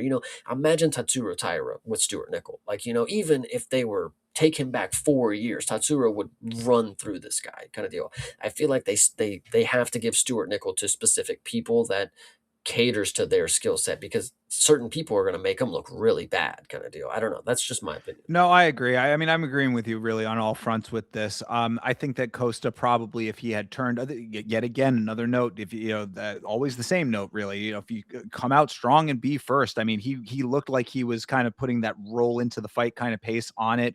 matching what Stuart Nichols does, which is kind of crazy because I was roasting Nichols' corner when they had we had corner camp for him on this one. I said that Costa was just staying consistent, technically sound, but not really like going for it, not giving it the gusto. And then Stuart had I said worst cornering of all time. They said this was your round after the first. I was like, no, the fuck, it was not. But obviously, if the judges said yes, then okay. So that goes back to your your point about Costa. It's like if you had that in you, you could have done it from the beginning here. Now, granted, you don't know what your opponent's going to be giving back to you. Dakota Hope found that out. I mean, Mhm. he put all of it out there in the beginning. He had to scale for late game in that second round. Obviously, you saw how it went for him. So it's not always a foolproof method to go balls to the wall. I'm just saying that if you're going to keep a consistent pace, which is what Costa did, up that output just a little bit more to make, or at least have a few definitive moments. That's really more of what I think you can do. If you want to pace yourself, at least put out the combination that's a little bit more of a stealer. At least put out, get a takedown perhaps. I mean, there's a couple of different things that you can do to like stamp the round, put a stamp on it, as I sometimes say. Like, you do that and then you keep your consistency. I think that you can have good outcomes with that. Obviously, he got the win; it doesn't matter. But going forward, that's what I would like to see. Now, I don't want to seem like I'm being hard on Costa. I really do like this guy. I like the team that he's with. He won by TKO, so it's really you know not much more I could argue about that. I hope because the technicality technicality in his striking seems to be there. He just doesn't seem to have the quickness that I would really hope. He doesn't seem to be as confident in his striking that he could walk to the center and just start blasting his opponent with strikes. He has to go in there and see what they're going to give him before he can feel like he's got the game plan to knock it down. I think Costa's got a bright future. The team that he's with is good. That's the main thing that I'll say is I'm excited for him and his team. True. Yeah, absolutely. And we'll see if he can replicate against some higher level talent, which has been the problems that we've seen out of Costa before. Whoop, you're right there, Chase. Did we lose me? Just for a second, you're good. Yeah, like I said, we'll have to see if what if he can replicate against higher level talent, because we have seen him take losses before. But we're certainly not going to have to see it out of Stuart Nickel, because I'd be very surprised if they keep him around for much longer. I mean, the losses, it's not just the losses with him, and that's what it comes down to. We'll talk about another fighter a little bit higher up the card who took a loss, where I'm like, I hope they keep that guy around, because he fought with all of his heart and he looked like he maybe has a little bit more to give. But like when it comes to Stuart, like and this is coming from me. I made a whole video about the guy, dude. Like I want to be a fan, but like when it comes to the fighting itself, just because you go out there with a big old smile on your face while you're getting your ass kicked doesn't mean you're not getting your ass kicked. The thing that I'll say about him, and I'm not gonna continue. I'm gonna start giving more leeway to these fighters. Not everybody needs to be cut after a few bad performances. Look at Trayshawn Gore. Obvious, whatever. This right here speaks to me that Stuart Nickel is one of the few Aussies that they don't need on the Aussie cards. Nobody really is there for Stuart Nickel kind of deal. So, in the sense of if he is kind of on the cutting edge, it's like, well, he's not a big market guy for our regional thing. He's not a Tafa. So 2/3 of the Solomon Islands don't even have televisions. yeah, see, so it's unfortunate, but Stuart Nickel, I actually I'm glad you made a video on him, because he is one of these people that once you learn their story, you do have a little empathy and respect for what they do and why they do what they do. Why they've become the way that they are. There was even a clip that got released of Stuart Nickel and Costa in the background. I don't know if you I watched it. did. Yes, I saw that. Just Stuart Nickel's just a cool dude. Yeah, I Yeah, really appreciate him. He's that's what I'm saying. Good guy. I mean, good guy. Like you said, great story. I mean, certainly adversity that he overcame in his life. I'm going to be a fan regardless. You know what I mean? Like if he goes to another organization, I will root for him there. I just need to see an actual concerted effort out of him to actually win fights, as opposed to just being in them. That's Mhm. just what I always see out of Stuart. And that's really what's unfortunate there. So I guess the big takeaway, people, is go watch the video that I did about Stuart Nickel. Hell yeah. Yeah, nice win for Costa, though. Then we can leave it at that for him. Yep. All right, moving on to round out these prelims here. Guilherme Pat fought Thomas Peterson. I thought that this was about the most deserved loss that you could possibly imagine for Guilherme Pat. I was very underwhelmed by what I was seeing out of Pat, even though I thought in his previous fight that he looked a lot better than what I saw in this. You let Thomas Peterson walk all over you, essentially. Now, granted, those first 2 rounds, there were not a lot of going on the Peterson side, a lot of clinching, a lot of inactivity there. So I thought that Pat won at least the first round, just off of what, 4 strikes total, something like that. It was a ridiculous number. But either way, I mean, the fact of what ended up happening in that third round kind of swayed the entirety of this fight. So, you know. Yeah, this one was the most unfortunate shit that I've ever seen because Guillermo Pat, once again, guys, the heavyweight prospect, it's a fable. Doesn't exist. They're not even real. I can't these Josh Hokett would take issue with that. because like when you see this guy, this is like what he again, Talus and Teixeira, different story. Guillermo Pat is built like how you would want a heavyweight fight. This is what the heavyweight division is for. It's for guys who are just outrageously tall, where the weight is dispersed differently and they're in shape. It's not for people to be fucking fat because they're lazy. Like, uh, so so when you see this Oh, fight start Jesus. and you see Thomas Peterson come out, he's got the smash mouth rolling. He does indeed look like Shrek in human form. So it's rolling with him. Wow.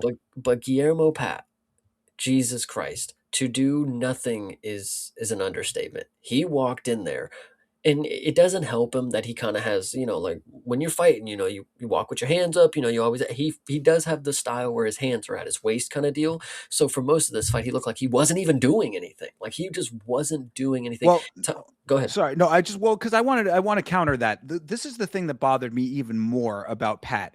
It wasn't that he wasn't doing anything. He was doing one thing extremely well. He was keeping Peterson on the outside. He was essentially walking him down. He was holding center. He was holding center very, very well. He actually was incrementally advancing on him to the point that he had Peterson backed up several times. He just never fucking swung. Mhm. That it was driving me fucking mad. I'm like, this is, you want to talk about taking pictures? This guy was a cinematographer in this fight. Like, dude, you are doing everything to get this guy exactly where you as the power striker should want him, and then not doing the one thing that you need to do once you have him there. Yeah, this one was hilarious. In the post-fight scrum meeting, little thing for Thomas Peterson, he was saying that his coach, he trusted his coach. He told him that he can't fight like the train this time. He's not the train anymore. I got to fight a lot smarter. I'm on a skid or whatever. My last fight, I've never been knocked out like that in the third round. It was tough. And he actually it was a really good moment. He's like, they talk about fighters, this is the toughest sport in the world. You could be at the lowest of the low. And then once you get a win, like, you're at the highest and I love it. I wouldn't do anything other like really good moment from Thomas Peterson because genuinely, if you look at it as a lens of somebody who, Thomas Peterson, again, the train, he did have some fights where he would go at it. He'd wrestle with Dante Mays, he did strike with Vitor Petrino. In this one, he did have a style that looked very elusive for a guy who's pretty fluffy. I mean, he looked like he had been doing that his whole life, I would say. I mean, he played the outside very, very well.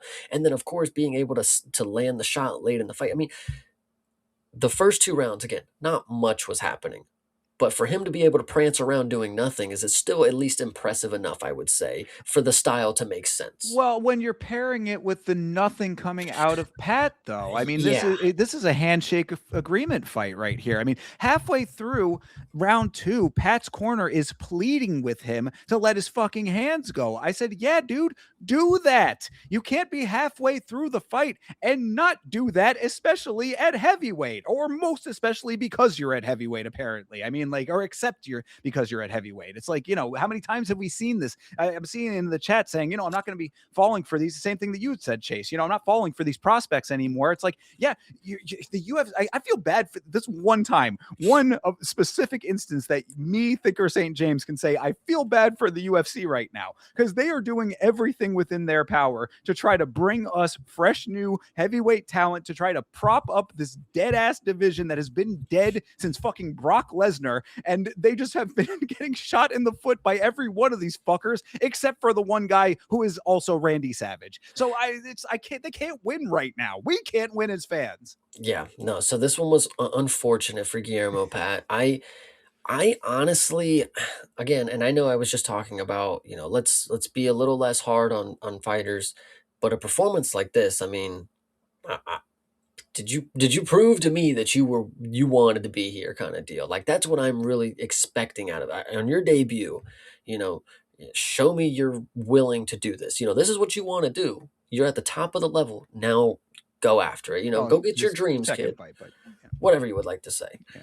But But yeah, no, I hear you. I mean, really, all of that bullshit in the first two rounds is only bolstered by that third round, though, because then, mhm. in third round, of course, Peterson drops him early, making him pay for all the inactivity, and then he just lays on top of him. And there's no urgency, there's no attempts to get up. There's nothing. That was the most deserved 10-8 round I've ever seen. I mean, like I was glad because you know how it is with the judging. We talk about it all the time with all these things. There would probably have been a judge out there who would have just 10-9 that round just because, just why, no real reason. It's just that's what you do. You 10-9 a round. But this the was a 10-8 round. and the Yeah. unfortunate part is it would have been the fucking ex fighter Chris Lieben who probably would have gave the 10-9.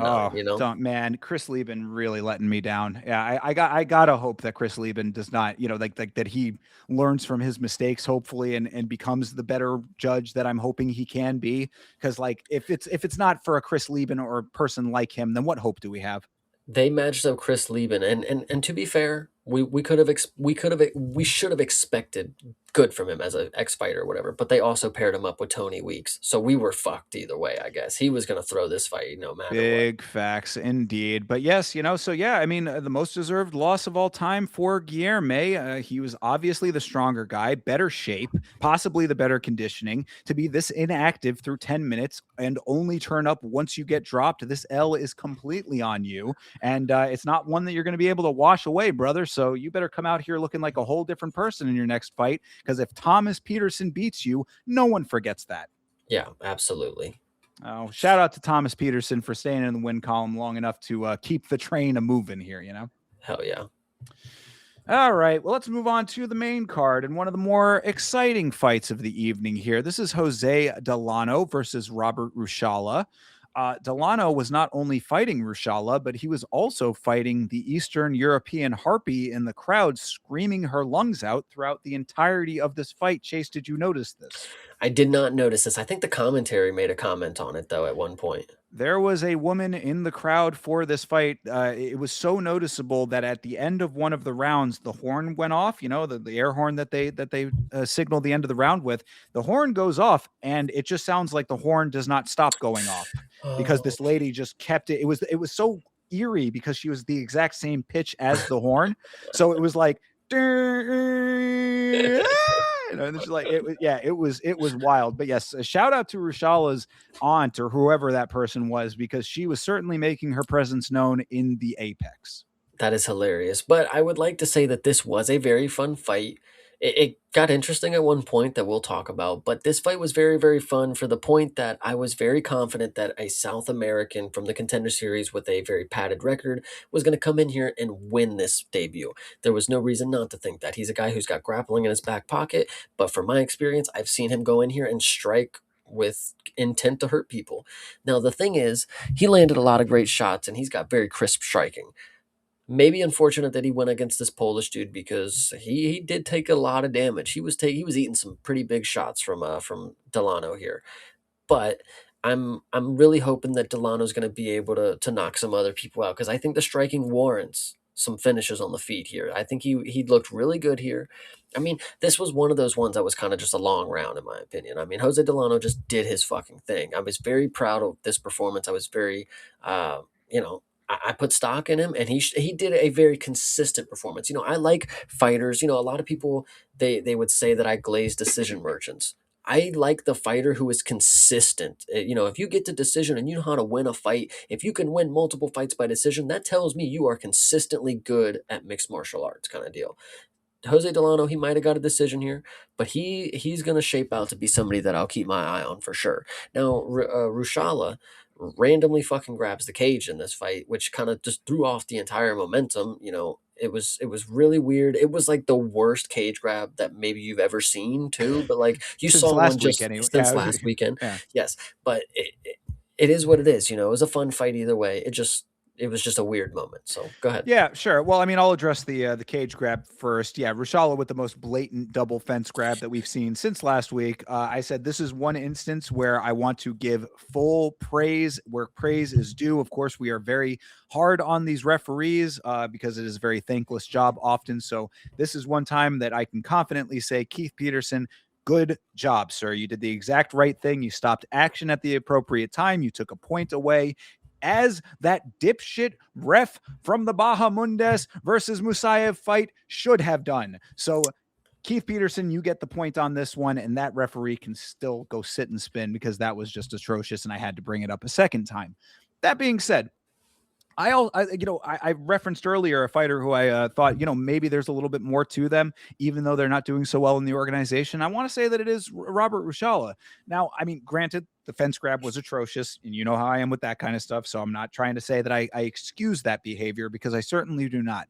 But it takes two to tango to make a fight this good. And I thought that Rushala was keeping up. The problem that I think that Rushala has is that he just doesn't have power. Like that just seems to be the problem because he's got all of the other attributes. This fight at times was looking like it was taking place at 1.5 speed. These guys were going, man. I mean, like there was a time literally where I was doing when I was doing my rewatch that I had to make sure that I didn't have the speed adjusted. I was like, is this thing like this is normal, right? Yeah, like these guys are just very very active in this fight. Movement was good on both sides. The output was good for most of the fight on both sides. It's just Rashala just doesn't have the power to match his pressure. He gets up in your face and can't capitalize on that position. So I hope that maybe that's something that he can, gain muscle, gain accuracy, whatever it ends up being that can help that. I hate to think that a guy that puts that much effort into making a fight and entertaining can lose handily and then just get put out when because like that's a difference between what we see in a guy like that versus the average guy that I'm like, get this guy out of here. Yeah, this fight was clearly set up to just let Delano work on the feet and showcase just how good his striking is, and with the potential that he could finish him. And to go ahead and shout out CTE, I didn't mean padded as in it's like fluky, like he's just got a bunch of padded. No, it's padded as in like he has a lot of experience. He is here not 6-0 starting his fucking UFC career. No, 17-3 or 16-3 at the time. I mean, decent enough experience, and in South America, where I would say there's good competition down there. We see Well, all the good competitors face each other before they get to the UFC. So, yeah, and I was gonna say, I mean, like, I think that we like at last week's fights should have like some kind of distinction where it's like true contender series and this. I don't know what you would call this, but like mhm, a guy who's coming in at 16-3 is not the same as a guy coming in at 5-1. You know what I mean? yeah. Like it's a different type of thing. They're both contender series guys, but like the basis is a little bit different. So I don't know how we decide or just to make that distinction, but perhaps we'll have to come up with something to delineate that because I think that you're making a good point with this. It's a different base. It's a different Mhm. base that the person comes in with. So yeah, this certainly was a great display from Delano. He did need to take a little bit of time to settle in. I thought he was a little bit jittery, as commentary was kind of saying in that first round. He was working through a little bit of the jitters, which is why both of them were just moving at a mile a minute. But once he settled in, I mean, he took command of this thing in a really nice way. The combos were really nicely there. It's like Rashala just couldn't keep up with what he was doing. And then of course the double fence grab, kind of made this a no win for him to be, either way. So, yeah, this was perfectly fine for Delano. I thought that this was cool. His new nickname for me is the Master because he looks a lot like the Master from Manos: The Hands of Fate. If you don't know that reference, you can see an image that I'll post in the Discord to get you caught up on that. But I made that reference, and now I cannot unsee it. It's the mustache. Trust me. Yeah, when I saw him, I said, "Yeah, I guess I do got to grow my mustache back, guys." I I mean, mean, good luck getting it to be as luscious as that thing. true. I know he must have grown that for years and years. I give a couple months, maybe a handful of months, but years, the length that he's got. I mean, good for him. His mustache has as much experience as he did coming into the Contender Series. Phew, wow, he's seen a lot. That mustache. But yeah, so a great performance for him. But like I said, Rashala is now 0-2 in the organization. It's not looking great for him. I would at least like to see him one more time. Maybe against another Contender Series guy, like another dude who's maybe not as experienced or whatever. Give him at least one more shot because I do think that the output that he was putting into this fight warranted at least one more go around just to see if there's anything left there. If he loses to Charrier, loses to Delano, and then one more guy after that, somebody who's just starting, okay, at that point, I'm sold on him being gone. True. We're going to see somebody in season 11 or whatever we're going into a contender series, and we'll figure out who's going to be his next opponent. We're going to see him going against the girl who juiced versus Chanel Dyer coming back. There you Nice. go. Yes, absolutely. All right. Well, we'll see what they end up doing with him, but shout out to Jose Delano. All right. Next up here, of course, is the young hotshot himself, Tommy McMillan. He's going up against Manolo Zucchini. We know what the deal is with this Tommy McMillan guy. He, of course, is the protege of Sugar Sean O'Malley and Tim Welch. He is a Red Hawk Academy guy, and he fights like a banshee. So this was entertaining to me. It was a little bit interesting. I think that the style that he has is going to get him caught eventually, but in a fight like this against what I would consider a lower level talent, it was certainly a sight to behold what he was able to get away with. I definitely want to talk about the performance, but I think there's one thing that sticks out to me, and chat, hopefully you can weigh in on this. What are we thinking for his pistol emote? Okay, so obviously you have the classic, you can fire the 6 shooters and you holster them, right? Then you saw Morgan Charrier more recently. He had the pirate pistols where he did this and then he put them in the back holsters, which Ah, was cool. Izzy obviously did the machine gun one. right. Tommy, though, he had the 2, and then he did the front holster, like if he was Oh, putting them in the pants, the like double. Okay. yeah, it was pretty slick. I kind of liked it, I was digging it. I'm okay with it. I mean, again, look, you do this. It's the same thing that I would say about his mentor Sean O'Malley. You win your fights, you do what you want. So he won. This was an emphatic win for him. I said funny to see him getting the hot shotting Pat he got. You want to raise up in the ranks, you debut them against an Italian. That's what he got out of this fight. So you go up against a mid to low level Italian. This is what you get, and he got that certainly. I will say the thing that also sticks out to me is that, again, I told you this, we talked about this at the beginning of my stream. At the weigh-ins, Tommy was telling Zucchini, that he quit in his last fight, that he doesn't belong in the UFC. Tommy McMillan showcased that, he was right. He said he was going to make him quit and prove it once again. And that's exactly what he did. He brought a war to Manello, and Tommy McMillan, again, if you want to go back to what I said about the flyweights, they just don't necessarily fight at the pace that normal people at their division do. This is another instance where Tommy McMillan has very good size. He's very big for the division. Very long, has a very rangy attack with his jab. He has like a very slick 1-2. I think Dean Thomas, once again, I'm going to give him some credit on this one. He's got like the Nate Diaz kind of, it's a 1-2 right after each other. There's no break in the rhythm kind of deal. Tommy McMillan is very wild, very tall, spams knees just like our girl Pereira did, kind of deal. So wasn't surprised that was landing. It is very wild, and it is going to get him caught, kind of deal. I mean, eventually, but I think as of right now, he's doing good. Another thing that I would say about him, and this actually goes back to like a little Nate Diaz as well. Like every one of Tommy McMillan's shots thudded, and it never looked like it was the hardest shot. It never looked like he was throwing everything into it, which he was wild and he was throwing shots from the hip, don't get me wrong, but it felt controlled enough. Like it was like 80%. Like you could tell like he wasn't swinging himself out of shoes kind of deal, but all of the shots that he was landing, they were thudding against Manello. He put a pace on Manello that put him up against the cage, and he was landing some knees in there. And this is what I was going back to earlier about with Hope. He's not a headhunter. Tommy McMillan at the end of this sequence here, where he's finishing Manello, he was spamming for these headshots, and I was just like, why didn't he just once elbow him? I was getting actually frustrated with it. Like again, it'll hopefully he learns from this experience, but in that situation he's just sitting there just kind of whiffing a bunch of punches. Like, bro, just fucking elbow him. Like you hit him with a couple knees, true, but like you're way too close range. He's up against the cage stuck. Like I would have just loved to see some elbows in the finishing sequence, because it would have been nasty. It would have been a brutal finish at that. This was kind of a typical finish. I mean, everybody went crazy for it. Oh my god, Tommy Gunn got the first round finish. He made the dude, he hit him in the stomach and he fell over, and that's how that went, kind of deal. Is this fight of the night? No, personally, but I Yeah, mean, no, this is one that got a bonus and probably did not deserve it, considering that Trayshawn Gore had to overcome, heavy adversity and was on a losing streak before that. But there plenty, yeah, and anyway, yes, this was not fight of the night in my opinion. This I don't think deserved to be the bonus. But of course, we know that when you are a friend of Sean O'Malley, you get that kind of treatment. That's just it comes with the territory. What?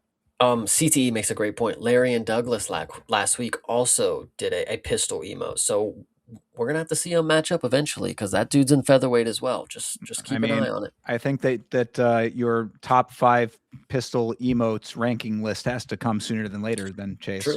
This is Morgan's also in featherweight, guys. We could have a showdown. There's all this division ain't big enough for the two of us. free video idea right there for you.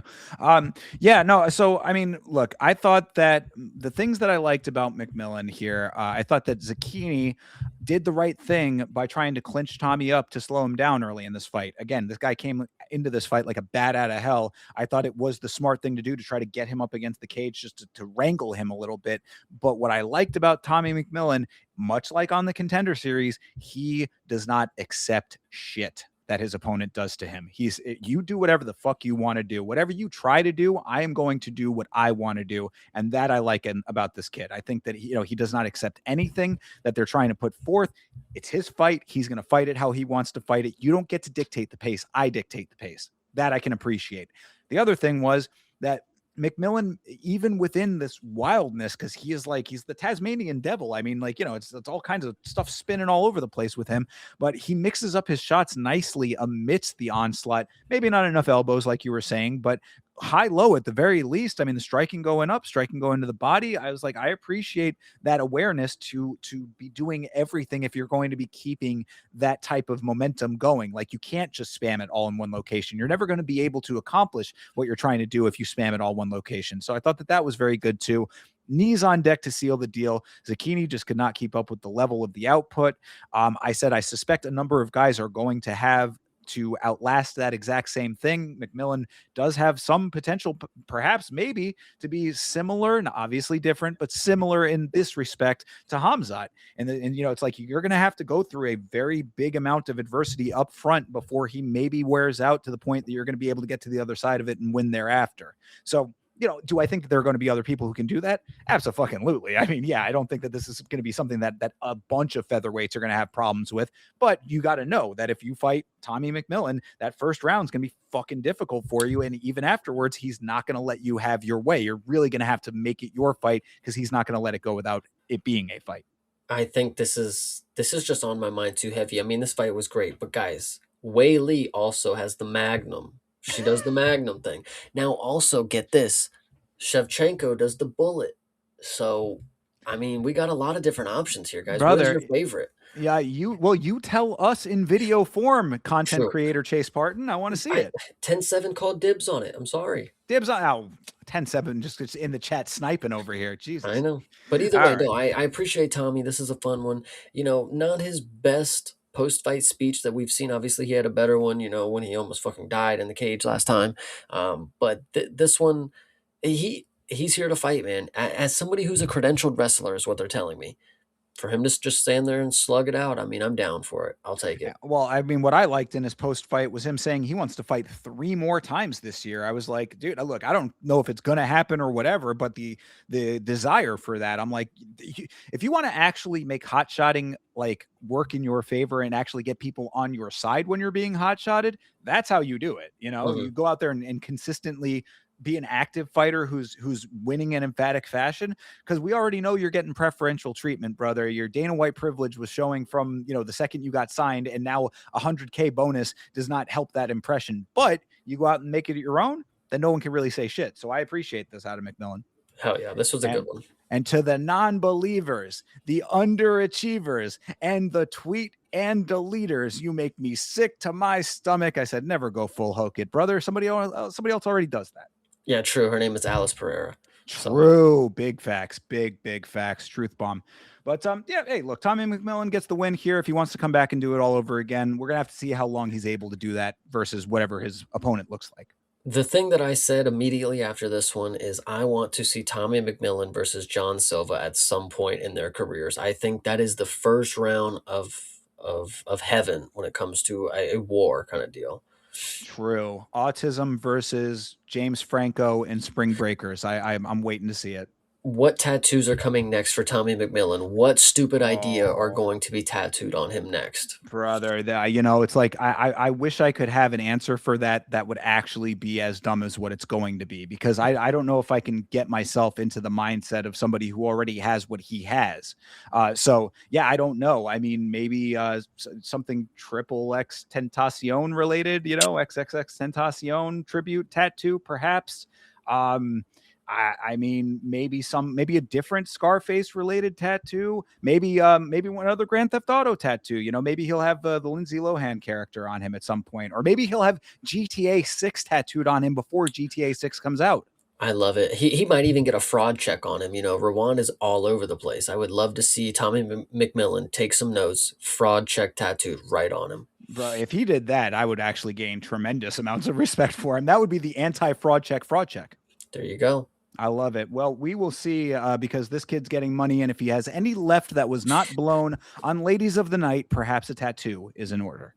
Can somebody explain to me what Tommy McMillan does? Like that women like because I know personally just a few women that don't keep up with any UFC, but they posted shout out Tommy McMillan, great win. Like what is he doing that is on their radar? Like because I think he streams but streams what for them to video be games. Yeah, no, I mean, he's just young enough to be somebody that they might know about the same way that they would have known Sean O'Malley a couple years ago. yeah, I guess you're right. Oh, another thing about that is I love how they're playing this off of this is Sean O'Malley's protege. Like, bro, can you just say he's Tim Welch's student? Like, can we not act like Sean O'Malley is fucking Obi-Wan Kenobi? Like, I Yeah, don't but know. which one of them was a former champion, though? Yeah, but are you gonna say that Aljo is mentoring, Marab? Like, Yeah, like I they're mean, teammates at the end right, of the fair day. enough. Yeah, yeah, I get you. I get you on that. Is Tommy McMillan really just fucking looking up to Sean O'Malley like he's God to him? I Like, mean, like I don't know. if you see the tattoos, I think that they probably might be. I mean, yeah, I guess. Sure. I don't know. If we see him dye in his hair, then maybe there's a case there, right?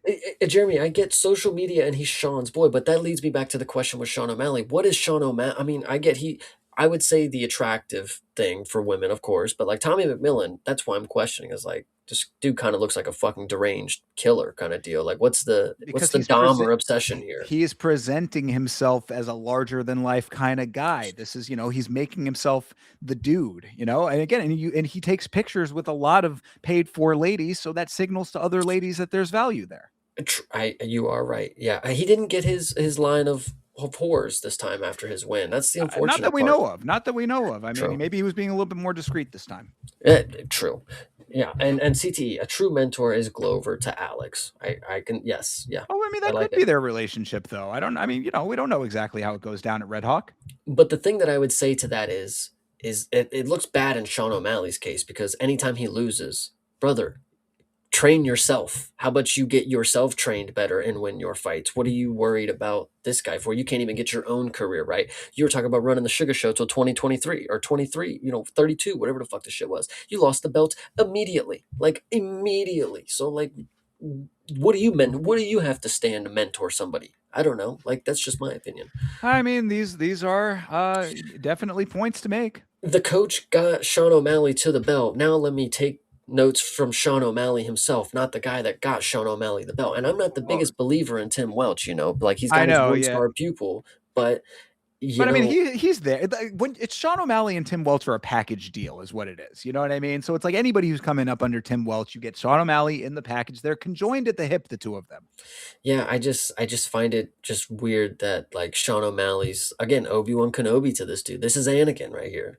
Well, then Tim Welch is the emperor in the background, or whatever, whatever Mhm. make the comparison. You know what I'm trying to say. He's never seen Star Wars, guys. Sean Strickland would be very proud. Yes, exactly. Yeah, I'm out here being a real man. Mhm. All right. Anyway, let's move on to another real man performance here. Mr. Ethan Ewing versus Rafael Estevam. Estevam, my king, who I wanted you to pull his card so bad on your card break. Esteban missed weight by half a pound. He is a serial weight misser. I did not realize this going into this fight, or I probably did and forgot about it, but chat was catching me up on this fact that Esteban has missed weight several times. At Um, flyweight, yeah, and at then moved flyweight. up to bantamweight and then missed weight. Correct. Yes. So this guy is a problem weight misser to begin with. So yes, weight miss in this fight, in addition to several at a lower weight. Ewing's nickname sucks, and his corner is loud as fuck. Other than that, this was a masterclass performance, and Ethan Ewing is next up. I said. Um, I would agree with everything said. I would not say he's next up. I unfortunately am under the assumption that he's here. He's fucking here to stay. I mean, he has no fucking. I have no more questions. I obviously, with the performance with Malcolm, you gotta consider with camps and what are we actually seeing here? What can we take away from it? I take away a lot here. Ethan Ewing, you are the fucking man. And you want to talk about his nickname? My favorite basketball player, Chris Paul, of course, he has. If you go on, one of the websites, MMA basketball, now whatever the fuck it is, they show all the nicknames that have ever been for that player. One of them is like the yoga instructor, and it's like, what the fuck did they come up with this for? That's the type of shit that I love. The Professor Finesser, who even said this, and he was like, "That's gonna be me, brother." Well, let me explain. Okay. So it would be one thing if he was Professor Finesser. He is the Professor Finesser, which leads me to believe that he is out here finessing professors. Yes. Which I'm sorry, that's not something that translates to ferocity inside of the octagon. So I'm just saying, like, if he's out here trying to take poor, sweet, innocent professors for their hard-earned cash, then I cannot get behind that, Ethan Ewing. Yeah, I definitely listen. I don't know. I think it's actually because he looks like a professor. He is the professor, and then he's doing the finessing. So I'm the True. finesser. Yeah, I think Yes, that's yes. really what it is, actually. And I will grant you that, because he does look like when he is outside of the cage, he should be rocking the corduroy with the padded shoulders and elbows. Yeah, absolutely. But I think what's just unfortunate is I feel bad that I didn't think anything. Ethan Ewing, I didn't think was going to be bad. I didn't think he was going to overexceed or underperform. I just didn't know what to expect, and for me not to have seen such a good fighter, it makes me believe that I won because I get every fucking fight judge wrong now. But I just do I even know what a good fighter looks like if I didn't see this gem right here? Obviously, with the Malcolm performance, different context, different situation, short notice, he looked like a fucking G there too. But when it came to Esteban, this dude has proven that he can win against UFC talent multiple times. That again, it comes to consistency. I like decision merchants because they get it done majority of the time. They are good at winning by decisions. Ethan Ewing, though, to go ahead and have the confidence, the skills, the swagger. I mean, when I think of championship material, I think you have to have so many things. You got to have the cardio, you got to have the creativeness. There's so many things that you got to have. Ethan Ewing is genuinely somebody that crosses all these fucking boxes. Now, I haven't seen him taken down and held on his back and lay there. I mean, it could be a question if that's going to happen, but I would have seen it in this one if Esteban could get him down, but he Well, could not do that because and Ewing is fucking good. and that is exactly what my point is, to answer the question about, why, because both of us took Esteban in this fight.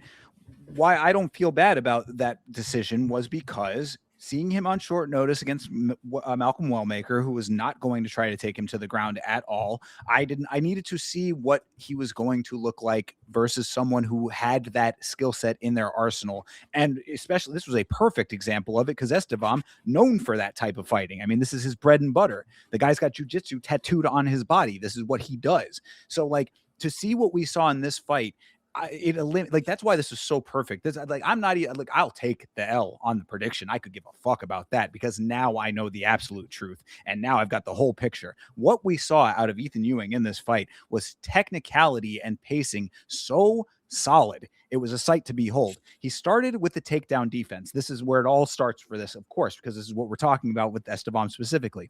He took away Esteban's main weapon. He took it out of play. Then once he stopped the takedown, or when Estevam stopped attempting takedowns, he just picked him apart until he found the finish. He was chipping away like he was creating a statue here. I mean, the one thing I say on Estevam's side is that Estevam gave up way too early on his primary skill set. I said, if the first takedown don't work, bro, you got to shooting 5, 6, 7 more after that, considering what you were going to get on the feet. Now we know that to be the case. But yeah, this was beautiful setup and payoff game planning for Ewing, mostly because of that loud ass corner man that he had. His coach is loud as a motherfucker. I said the coach and Rashala's aunt could make the loudest human being ever known to existence if they linked up, but that's besides the point. They can make Either a way, gull or a seagull, whatever. it would just come out screaming out the womb. But yeah, that would be wild. But yeah, this was a beautiful a pressure performance with all of the technicality to match that pressure. The power was there. I said that Ewan nearly had the fight finished in the first round. The end of the first round, right at the end there, Estevam got saved by the horn. Ewing just continued eating away at him throughout the rest, piece by piece, wearing him down until he finally found that liver shot knockout. This was about as technically proficient of a performance as we have seen in quite some time. I am all in on Ethan Ewing. I am also all in on Ethan Ewing. This guy, I see the chat. Somebody said give him Raul. I think this is a great fight. I mean, at this point, you can't just give Ethan Ewing, just random opponents. Like, he has a story to him. He has hype. He is finessing the professors of the cage. I don't know what this means, but he's doing it. You have to continue to tell that story. Who's the next guy that you guys think at bantamweight? Who's that guy? And Uh, who Vinicius Oliveira? I I thought mean, I liked yours. CTE was saying Marcus McGee. I thought that was a great one. but he doesn't deserve it, though. I swear, Ethan Ewing at this point, we saw with Estevam, he was he was a dog, and we all should have seen it. And the way that he carried himself, he finished him with the swagger, had his hands up, easy day. Ethan Ewing, he is a good person to shut somebody up because he just brings his game, and he Oh, and he lets the you're game looking to speak. unleash him on someone. Yes, exactly. Vinicius Oliveira. He keeps going on Twitter. He's like, I'll make one more run at bantamweight. I'm gonna go ahead and do it. If I get the right matchup, and then I'll go to 45. All right, we're gonna give you Ethan Ewing, and good luck. So I don't know. I really like Ethan Ewing. I'm really hoping that whoever we throw him at, whoever he is tasked upon, whoever he is unleashed like the Ooh. caged animal. Oh my Go God, ahead. CTE cooking though. Give him Cheeto Vera. You want to talk about somebody who needs that peg taken down Yeah. even still after all of the pegs he has already been taken down. I like that one. That would be a really nice way to shut Cheeto up altogether. Here's another one, and I'll just give it to you straight. If Jose Aldo was smart, he'd come out of retirement and face Ewing right now because this guy is a million fucking bucks. This guy's so good. Just Jesus to lose Christ. to him. Bro, you got to make a name. You come out of retirement to get the name on the resume. Like I mean, but yeah, I think that Jose Aldo doing the right thing and staying in retirement. But yeah, no, I like the guy. I like that what Hydra's saying too. Ethan Ewing himself in this post fight said, if you got to know, I'm coming for it. So if there's anybody else undefeated that needs to have the O go, then that's certainly on the table. I don't really care too much about the vindictive nature of unleashing Ethan Ewing. I think that if there's ever anybody who deserves a legitimate hot shotting based on merit, it is him. So really, fucking somebody in the rankings, get him, whoever's number 10 right now. There's your next fight. it's gonna pop up probably the next fight, when they're gonna try to trick you with this, when they're doing the little tape, or they have like the little band or the ticker at the bottom that shows you where they're from, their age, height, or whatever. It'll say it'll say 2-0 as UFC dog in the UFC kind of deal. It'll have that right there, and you'll be like, this guy's the underdog. Like, fuck, he's always the underdog. Why? They're going to try to trick you. Don't ever sleep on Ethan Ewing again. I swear, if he's not a minus 200 next fight, I mean, they're clearly not watching. Oh yeah, no, I mean, like I'm struggling to think of a fight. Maybe like someone like Umar might be a problem for him, but we don't know. We don't know yet. You know what I mean? Like we're gonna have to see what actually happens. Like you said, we have still not seen him on his back flat, having to take top down pressure adversity. That's the one remaining question mark. But if he is able to shut down the takedown attempts of someone like an Estevam, now they're going to be better guys than Estevam trying to do it. If he's able to continue that, I'm going to just have to see what that looks like. But other than that, that would be the only skill set that I would say could potentially be the thing that I'm like, maybe there's a little bit more of a debate to have about this. But aside from that specifically, I'm struggling to think of another skill set that he has a problem with just off the eye test right now. Yeah, 100%. I really like this. I really like this kid, man. Yep, I do too. I like, oh, Daniel Marcos, fucking done, sold, book it. Nice. Yeah, Nice. easy. Don't say Talbot because we know what's happening on that one. Yeah, yeah. Well, either way, whoever they decide to, I think it's going to be great because this guy is great and he has certainly proved it. So, yeah, Ethan Ewing next up, man. Really, I mean, like as far as keeping, if you don't know now, this is that guy. I would love to get me an Ethan Ewing card. I'll tell you Amen. that. Ethan Ewing rookie card is perhaps in that next box of yours. We're gonna have to find out when you're doing that next unboxing. Hell yeah. All right. Well, another guy that is making quite a name for himself is on this next fight here. This is Abdul Rahman Yakiaev. He fought Brenson Ribeiro. Mr. Beast strikes once again here, Chase. Yes, the striking was interesting to start. I know. So yeah, just roll with it, brother. I apologize. Interesting to start, and Brenton Ribeiro got a strike that landed on Yakiaev that gave him some notice, and it was good that we got to see Yakiaev face some adversity because he probably has not faced much adversity up until this point in his career. I said last week that I think Yakiaev is going to somehow become, we're going to see him strike, and he's going to be something to behold. Like we're going to be wondering where this crazy level striker came from. Not necessarily the case, but he is some dude who's got crazy good fight instincts. As soon as the fight hits the mat, he's going for chokes. He's trying to finish it. Brenton Ribeiro is a good grappler. I mean, he just won. He beat Jonathan Deniz by the Kimura. So I was thinking he may not get subbed, but I mean, Yakiaev made it look easy to a Brazilian. So what can you say? I mean, another Brazilian, of course. This is the second one that he's submitted with rear naked choke. So I appreciate him because he is showcasing that he is a first round finisher, no matter the case. Yeah, that's really what it comes down to. I said, I said maybe I'm a little biased after the Ewan fight. This wasn't as technically impressive as his previous performance, but he still got the job done. I mean, he still settled in nicely and was able to find that finish. So overall, this was still very fine. I mean, the only thing that was a little bit that stuck out to me a little bit was just that one time where he shot for the takedown at way too far range and kind of fell on his face. As he winged a couple of shots before finding the range as well. It was like, all right, maybe he just needs to settle in a little bit more, instead of kind of going straight balls to the wall. But once he found himself, I mean, once it went to the ground, he settled in. It did some nice striking down there too, and then he found the rear naked. So, we need to see this guy against actual competition at this point. He's faced zero legitimate challenges in these fights that he has had. So, this is he's doing everything correctly. And the same notes apply now as applied the last time we were talking about him.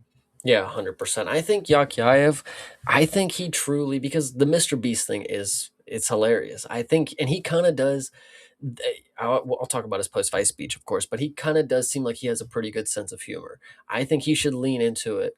Tell the next person, each minute you last with me, 10 grand, pull the whole Mr. Beast challenge. He may not even have it, but you just got to do it for the social media clicks and then you get it, come out here, make a whole Mr. Beast challenge. Anybody who can last more than 2 minutes and 52 seconds with you, we'll throw something in the mix for you. But no, I think it's a pretty fun performance. And then of course he gets on the mic and I actually really just like the humility from him. He says he speaks English. He very easily just says, I want to say thank you to all the fans who watched. And I was like, that was me. He's talking to me. Goddamn. Talking straight to me. Exactly. Yeah. I mean, there's really not all that much to talk about with this one. I mean, it really was him doing what he needed to do after a little bit of wonkiness, but look, it's a fight, man. I mean, like, everything's going to be slightly different. You'd think that Brenton Ribeiro at 16-10 going into that fight would have had a little bit more to offer him perhaps, but this is what it was. It was perfectly fine how it all went down. And yeah, this dude is going to be he's going to be getting another one. I mean, he's going to be a guy that continuously is incrementally making improvements, perhaps, or depending on how much he actually needs to. That's what we need to find out next. So, I mean, with 2 wins, he's got to get somebody who's actually going to be able to hang with him a little bit. And the fact that they're at light heavyweight, there are actually now a couple of newer guys that I think might be good for that role. It doesn't have to be a ranked guy just yet. I mean, he is a little new for a ranked guy, I would say, but there's got to be somewhere, somebody who's also just bubbling under the surface to vie for that, I would think. Dean Thomas, once again, who was cooking on the post show, he thinks that you got to just jump him right to a ranked guy. I mean, he's clearly just gonna fucking obliterate these. Anybody that you think that you can give him. I mean, he's probably just gonna run through them. And even if he doesn't, 2 rounds max is probably what we're gonna get. I would say this dude's probably just gonna be a killer, man. As of right Well, now, I mean, lower level competition. that the only thing that I would say is that the reason I don't that or the reason I wouldn't say throw him straight to a ranked guy is only because we saw a little bit of wonkiness. Like if he had a performance like Ethan Ewing, where it was like a full on, a fight that you saw all the technicality over the course of like a round plus, then maybe we've seen him running through people like the Contender Series. Now, granted, he is doing that to UFC level caliber talent, so I think that does speak volumes, but I wouldn't like to see him derailed off of him doing the same thing that he's been doing. I don't want to see him in a Montes Contratavicius situation. You know what I mean? Like a dude who was looking great on the Contender Series and then goes in there and does. And now, granted, he was on his debut, but you know what I'm saying? Like a guy who's like, man, he should go in there and just be a world ender. Then we end up seeing him like completely not do that, maybe still eke out a victory. Maybe I do want to see that out of him, but either way, my point is that I don't know if it's right to just jump him straight into the rankings, but if they do, I wouldn't be mad at it either. Yeah, I think this dude's going to be really exciting. I'm really happy for him. Shout out Turkey. I mean, I've said this before. I said this during the stream. Maybe I even said this, last week. Abdul Rahman Yakyayev. The Yakyayev portion definitely sounds original, but the Abdul Rahman portion, I'm questioning if this is his actual first name. I mean, it's a cultural name. I mean, Abdul Razak Al Hassan, is also a man of the same faith. So I think that this Abdul and an R name is just like a normal 1-2 punch of that region of the world. I don't know. It's hard for me to remember, and I'm not trying to get too political or this guy, Abdul Rahman, for a white guy, it just I, throws me off. That's all that I'm saying. he's two shades light to be having that name in Chase's eyes. Abdul is pretty crazy. Like, I don't know. That's all that I'm saying. But he's Well, cool. we go out to Turkey and we find a bunch more dudes who look just like him named Abdul, and it'll maybe change your mind. I definitely will believe it. It's funny. I brought this dude up at work. I'm like, all right, guys, Abdul Rahman Yakyayev. Keep an eye out for him, and they have no idea what I'm talking about. So I'm like, good deal. They're gonna know sooner than later. I mean, this guy keeps going out there and taking heads away. So True. good stuff. Give him Roman Dolidze. I don't dislike that. I don't dislike that. Maybe yeah, number 15. I'm okay with that. Roman fighting like he doesn't care about the sport anymore. Well, this is one good way to see if he actually does anymore. Hell yeah. All right. Brings us to the co-main event of the evening, of course, Virna Jandiroba versus Tabitha Ricci. I mean, I didn't have too much to say about this one because this was Virna doing Virna things. I said the only thing that was surprising to me was how much she wanted to strike in this fight, because she did have a couple of instances where she was specifically initiating striking. I was thankful when Virna realized that striking was going to be a bad idea for her later on in the fight, and then she fell back to her actual skill set. I said, stop trying to prove points out there, which so many people seem to be dead set on doing. You are not Movsar Evloev, nor should you want to be. But she fell back to her base when she was getting a little bit of adversity with the striking later on in the fight, and she ended up doing exactly what she always does. So I was not surprised by this in the slightest. I also was not surprised about this performance. This was a winning performance, and this is exactly what I saw her do in a 5-round fight against the current champ. This is, fortunately for me, this is her first title defense. But I mean, when it comes to stuff like that, we talk about when I saw Ilya beat Max Holloway and the belt never transitions. The BMF belt did not transition to Ilya. In my mind, Ilya is still the BMF, guys. I mean, he literally beat Charles, knocked him unconscious. You can't tell me that that's the BMF. It's literally Ilya. So for the fact of the matter, Virna, to me, beat Mackenzie Dern. She is the champ. This was her first title defense. She's just a 3-round queen. It just happens to be. No, but she's so dominant. I mean, guys, she's so good for her advanced age. Thinker actually is one of the advocates of bringing up that women's age. They age a little different in the combat sports world. You can still be competent, you can still be effective, and you can still be dominant at an advanced age. Virna is showcasing just that. And I don't know if it's just because she has like she's kind of got like that puppy dog. Like when you look at her, she's just adorable. She's over here speaking English, and she wants the rematch. She wants Mackenzie Dern. God damn it, give her the rematch. And I agree with it. I appreciate her for calling it out, because people are going to tell me I'm stupid for calling it out and saying, no, she won that fight, give her the rematch, right? If she don't call it out for herself, nobody else will except me. So Virna, me and you, girl, me and you, appreciate you. I love it. I mean, I'm okay with that part. I'm also, even though you are entirely wrong about your take about Virna beating Mackenzie Dern, I still like the enthusiasm because I like Virna and I think that she has potential to be champ even still. So I am okay with this incorrect line of thinking. But when it came to this fight specifically, yeah, I mean, I said that really, Ricci had a few moments of success here and there with her striking, but this was the Virna show as expected. Virna set the record for most top control in women's strawweight history with this fight. That's a nice little feather in that little cap that she wears, that little specific hat of hers. I mean, this is just what Virna does. Like, I mean, Virna, even if I don't think she won that fight, I do think that she is champion caliber.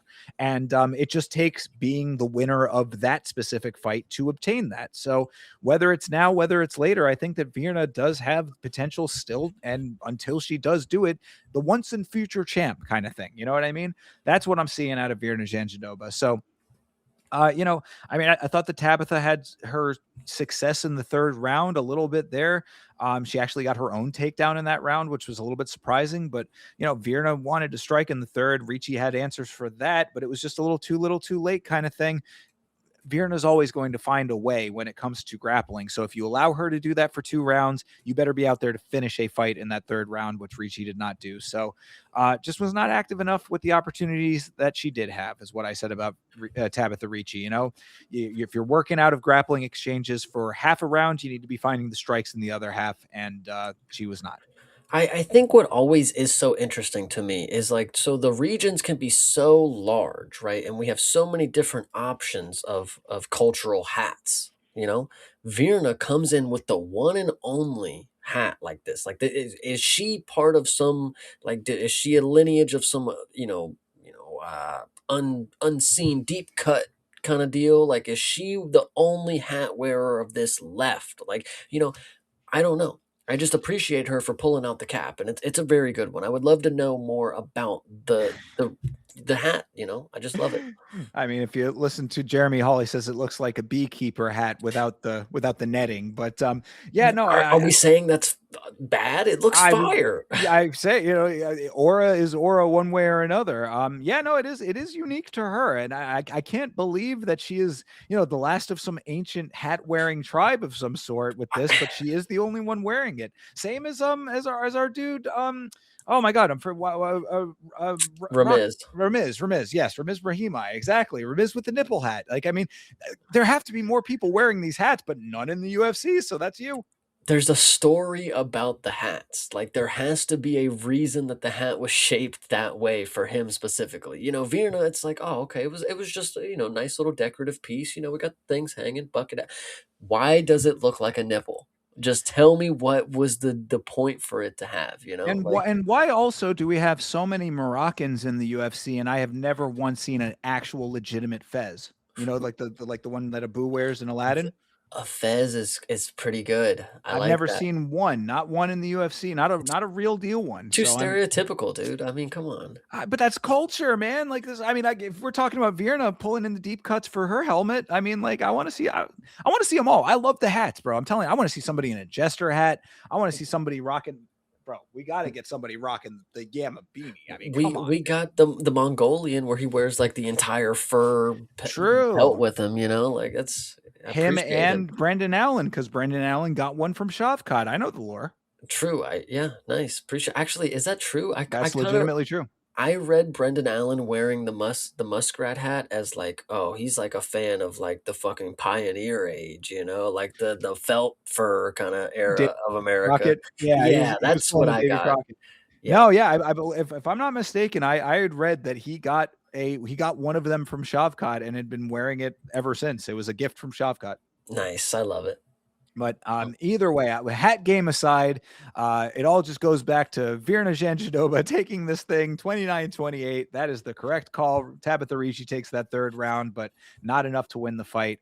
And Virna Jandiroba stays being the next in line for that title. I mean, like, it's unfortunate that that was not the narrative. It's unfortunate that it was not the narrative that there should be a rematch between the two of them, because if that had been the prevailing narrative in the community, it probably would be what they'd be queuing up.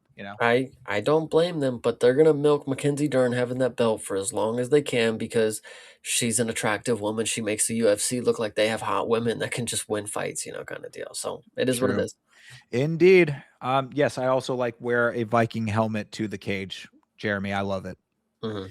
All right. Well, let's move on to the main event of this thing. Close this card out. Renato Moicano, he fought Chris Duncan. This was not a great showing for Chris Duncan. This was not a good look for Mr. Duncan in this one. He looked slow. He looked apprehensive. He looked unsure of himself in this fight. The first round, I thought he might have been scaling for late game since it was a 5-rounder, which I said at the time, I was like, if that's what he's doing, I'm not mad at it. It is a 5-round fight. We had not seen him in a 5-round fight in the UFC before. That was not the case, or at least not to be if it was the case. What'd you think of this, Chase? I would really like Jeremy Hall to take, I would like him to listen to what I'm saying and give his opinion because I genuinely wouldn't know, but I would like to believe that the training partner, not them per se training with each other, but sharing training partners that they would then train with that would, be able to emulate the style of their training partner. Obviously they're in close quarters, everybody knows each other kind of thing. They may not be training together per se, but they train with the guy who trained with him and he knows what he trains like. And, I think that unfortunately did make a big difference here. I remember we went back a while ago and I remember asking you, I think it was the Cody Durden and Bruno Silva fight. And I asked you, what do you think about the teammates fight? Did you think that will play a difference? And you said no. And then Bruno Silva, knocked him out, of course.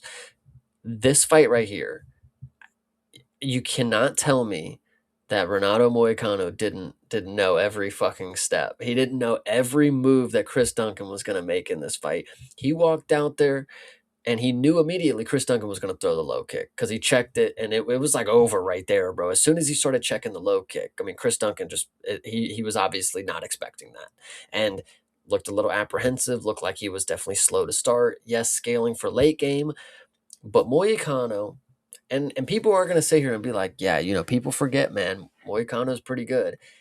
He looked like a tactician on the feet, and that's not really what he is, unfortunately. We've seen him go against strikers, and he doesn't necessarily have the greatest stand up game. But when you have the entire playbook, I mean, you're going to look pretty fucking good if you have every answer predetermined kind of deal. Well, see, that's the thing here is I think that I was maybe looking at the question a little bit differently. When I talk about teammates fighting each other, I am always coming from the perspective of, are they going to have any pre-existing feelings about their person that they're fighting to the point of being like, yeah, it's hard for me to beat this guy up kind of thing. What you're saying, that's a whole different version of this, and that is tracking tremendously well in this fight. Absolutely.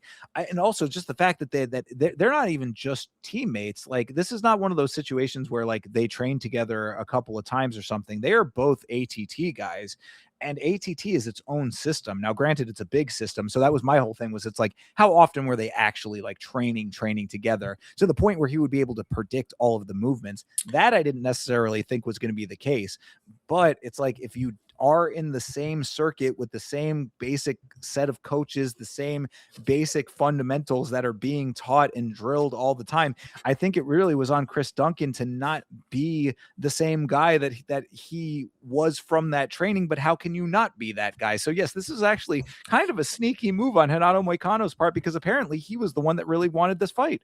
Yeah, and it's just crazy to think that this is what we saw. Um, it even goes down to, I mean, you have a corner of a team, and then the other corner is also portioned of that team. So you have the corners battling each other, and Hanato Moicano has the body triangle locked in. He's got Chris Duncan's back, and Chris Duncan's coach. yells, "Surprise elbow."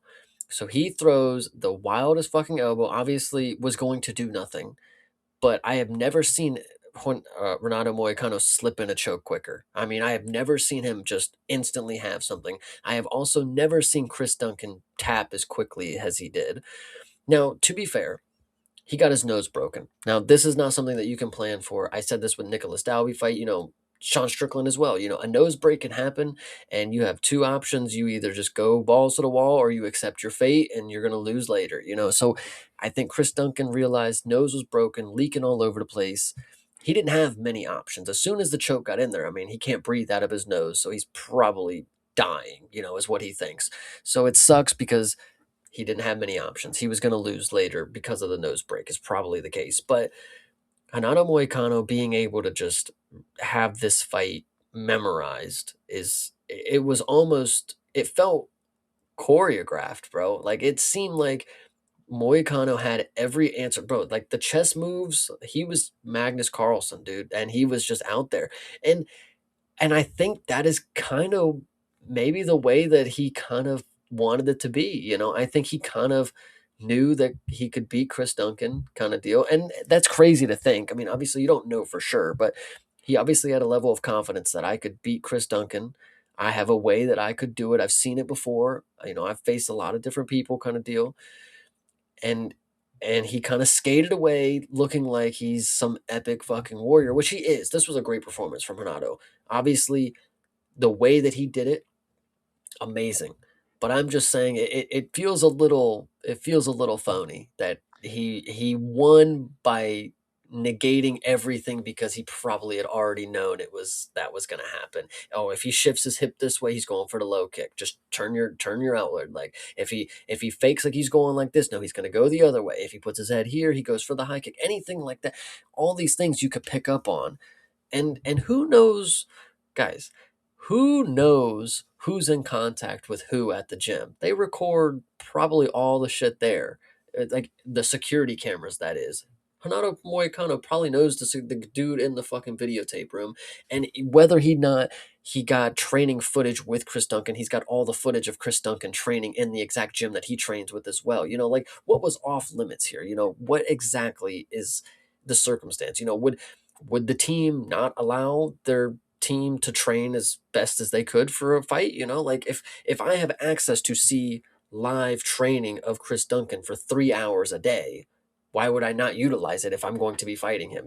Like I mean, yeah, there is. I would think that it's like I would think for the benefit of your other student, you wouldn't be doing that. If I was Chris Duncan and I found out that they were doing that he against, could do it too, though. well, I mean, I wouldn't be cool with either side doing that. I mean, like if but I found out that I was fighting someone in that gym and my training people were like, "Yo, come on and watch tape of him or watch this hidden camera footage of him," I'd be like, "Yo, it's not hidden camera footage. I mean, it's just the security footage of the gym. I I mean, don't know. It seems underhanded. It definitely does not seem like something that I would be okay with no, partaking in or having them partake in. definitely a stretch. Obviously, it's not something that probably happened, but I mean, these are things that you got to think about for how well Moicano knew this fucking fight. Like, I For mean, sure. No, I definitely do agree. But what I would counter with is, there are fighters. Hamzat, again, I referenced Hamzat earlier. I'll reference him again here. There are fighters that you know exactly what they're going to do, and they still are able to do it anyway. That sadly, I mean, like, we all know that you're going to be kicking. We all know you're going to be punching in the end of the day. I mean, like, we all know the basics of what you're going to be doing. Now, granted, you have to be the one to make it more, more unique, more unexpected with an advantage like Moicano had. That was certainly going to be an uphill battle. But bro, it's like it's the same with fouls, same with any other thing that people get away with or whatever. It's like if he's got the playbook, you got to be able to fight through him knowing the playbook. I mean, like, because really for me, and the reason I'm saying all of this is I'm not disagreeing. I think it is definitely a scummy move. I don't like Hanato Moicano, to be perfectly honest. I think that this guy is. I don't like him on the mic, and things like this certainly don't help my impression of him either.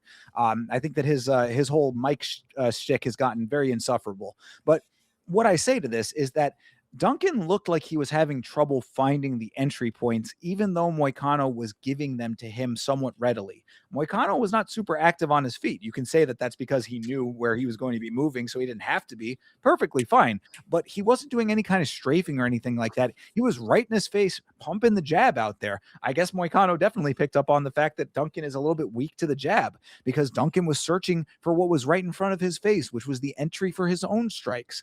That to me is part of the problem here, dude. It's like, yeah, he could know every single play in the book. You hit him with something that he's not expecting, or all of what he's expecting in a volume that he can't that he can't keep up with. Then there you go. I mean, then there at least is a path to victory for you. I just did not see a Chris Duncan even coming into this fight like he just did not look like he was in this fight. Period. I hate to say this, and this is not me, trying to sway you in any other way, the audience out there, there it is, but it just is unfortunate reality that Patty the Batty took a 5-round ass whooping from Justin Gaethje. Chris Duncan gets finished in 2 rounds by Renato Moicano. I mean, what does that say for what we thought we knew? I thought Chris Duncan was one of the better prospects that we've seen right now. Patty the Batty obviously is decent, but that's a hot shotting kind of prospect. He got humbled by Justin Gaethje. We all expected him to do this. Obviously Chris Duncan got humbled as well, but this is just an unfortunate reality that I don't know shit sometimes, guys. Anything can happen at the top of the game. I was so not believing my ears when I was listening to the 10-7 talk about this, saying, "Oh, Chris Duncan is not really that good. All he's got is heart. He doesn't really have a lot of technicality." I'm like, I've seen this guy go to war with Mateusz Rebecki. I mean, that speaks volumes to me. And then for this to be the outcome, I mean, like, I guess it all tracks. And that is one of those ones that it's like, no matter how good you think this sport, it will always throw you curveballs, I suppose. So, I mean, and again, Moicano coming off of the Dariush fight, that's the other thing that we're comparing here. Like, good Lord, I do not know how this ends up being the outcome based on those two previous predictors, but somehow this is the position that we're in. Maybe Chris Duncan was never that good. It's time to have the conversation, perhaps. It's just unfortunate. Chris Duncan, the problem. He's definitely caused a bunch of problems in this lightweight division by keeping Renato Moicano around and not showcasing yourself as a legit threat at the top. I mean, it's unfortunate. The good news is, hear me out. Chris Duncan has been one of these guys that Vegas has dangled free money in front of you for the longest time. The fact that he just lost in the main event leads you to believe that he's probably going to be the underdog again for the next performance. Take the money. Take it right now. Yeah, I agree. I think that there are definitely plenty more victories for him in the future. It's just very unfortunate that it was not this one because, yeah, now we have to sit through more Renato Moicano Mike moments. And I'm telling you, this last one was just, I mean, like, dude, I'm getting so done with this guy. Like, it was fun when he was talking about his dad having kids at 60 or whatever, but the shit he is talking about now is just psychobabble nonsense. I'm like, bro, please shut up. I'm done with you. Yeah, no, absolutely. I definitely. I mean, you're Hanano Moicano is an interesting character. He just gets on the mic and rambles, and he talks about how he's got a podcast now and he That's what makes I was his going to own say too. money and And yada yeah, yada. and this is what I'm saying. Like that's the thing that gets me about it too. He's one of those dudes that is like a core group that's going to hear the dumb shit that he rambles and be like, hell yeah, I'm definitely tuning in for that. And it's like, you know what? Fine, you can have him, bro. But I'm like, you're certainly not making a fan out of me anymore. He even said himself, "Fuck the fans." It's like, okay, well then fuck you too, pal. Like, I mean, like Well, I get it. It's like, yeah, it's like even that's funny. I get, well, I no, know. they booed the shit out of. I was honestly even wondering that. Like he walked into the match and they booed the fuck out of him in the opener. And I Duncan had family there. Yeah, but it was like a lot of fucking people, it was loud as hell. I was sitting here thinking, I was like, damn, why are they booing him? Like, what did he do to deserve booing? And I'm normally not like that, fuck it, let's bring on the booze. But like, Moicano is not somebody that I would say like deserves the booze. I mean, if you hate him for his little babble, it's like I still don't think you'd Oh boo yeah, him. yeah. No, I agree with that. Yeah, honestly, I guess I didn't notice that they were booing super loud, so maybe that was It, on me. yeah, it was definitely loud. So at the end, when he said "fuck the fans," I was like, "Oh, okay, I get it." They did boo him, when he walked in there, and he just upset the crowd. So fuck it.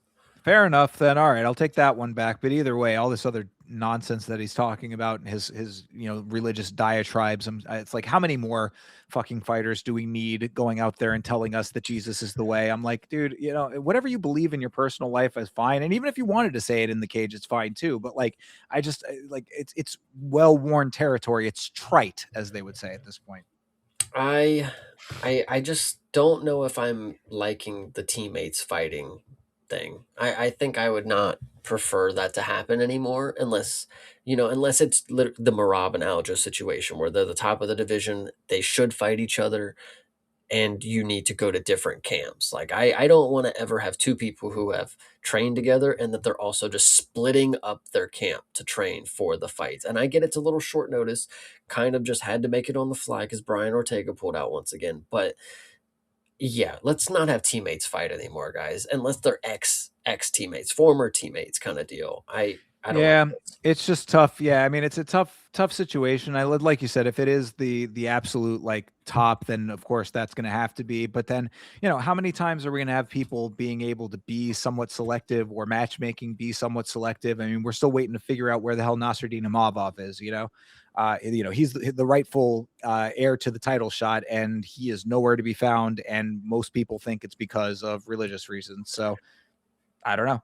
Yeah, It 100%. just it causes more problems than it maybe is worth, I guess is what I'm saying. But if this is the outcome, I agree with the thought process. You know what I find unfortunate, and I think it's stuff like this that just makes you think. So Chris Duncan before this fight, he said it would be cool to get a custom pair of shorts. How about you win your fucking fight, bro? You're worried about the goddamn color of your shorts. You are worried about the pattern on your fucking shorts, and then you lose the fight. That's just what makes me mad sometimes. It's like in your mind, you had you had it locked in. There was no question in your mind. Now let's worry about the fucking shorts. Let's get fucking fitted. Like I gotta put on my birthday best suit kind of deal. It's like, bro, just go fucking fight, man. You say the guy that we're gonna talk about in the main event. I've never once that for next week. I've never once heard Yuri Prochazka ask for a pair of shorts. You know why? Because he don't give a fucking shit. He's not even looking. He's not looking down. Like, god damn, just go out Oh there. yeah. I mean, dude, it's the same mindset as fighters asking for bonuses, bro. You go and make yourself earn the bonus. Like Mhm. if your performance is worthy of a bonus, you won't have to ask. Yeah. Now, Yep. granted, we've seen a lot of wonkiness with that too, but still, you're not doing yourself any favors by asking also. So go out there and make the performance worthy of it. Get the community talking about your performance to the point that they know that you deserved it. You'll at least get it the next time. Hell yeah. Yeah, asking and not performing, never a good combination. All right. Either way, that brings us to the end of this one. UFC Fight Night, Moicano versus Duncan at the Apex. Chase, your final thoughts on this card after talking it through. This was a wonky one, but there was a lot of good portions in it, and I don't want to say that it didn't live up. I don't want to say this was a bad card just because it ended on a bad note, kind of deal, on a low point. That was a big upset. That is a crazy upset to end on, whether it's the person you wanted to win or not. The way he did it was emphatic, and that was capped off after a pretty good main card. I really liked this one. I thought this was good. The Apex normally delivers. Yeah, I'm telling you, I thought that this was great. Had I not been sick as a dog by the end of it, I would have really loved this one. It came into this card feeling great and ended up feeling real bad. But as far as the fighting goes, I was very happy with it. I thought that there were some really standout performances like Ethan Ewing on there and Yakyayev. I mean, there was a lot to be happy with about this card. I was very okay with the quality. Absolutely. All right. Well, that all being said, then we've got a big numbered event coming up this weekend here. Of course, UFC 327 is Prochazka versus Ulberg. This is in Miami, and we already talked about it earlier in the podcast, but co-main event is off. Josh Van versus Tatsuro Taira has been moved to UFC 328. So now we've got Yuri Prochazka and Carlos Ulberg. We do not know if there's going to be another new co-main event. I think they're pretty solidly locked in with Paulo Costa and Azmat Mirzakhanov being the co-main. But we'll see if they add anything else to spice this thing up. We will, of course, be going off of the fights that are on here. But before we get into this card, Chase, what were our totals from last week? Gotcha. And they were bad. So we're going to get into it. All right. So you had gotten 1, 2, 3, 4, 5, 6 correct Oh, great. out of the, I think there was 14, I believe. 13 on this one, I 13. think. Yeah. And then so I had gotten 1, 2, 3, 4, 5. It wasn't the worst.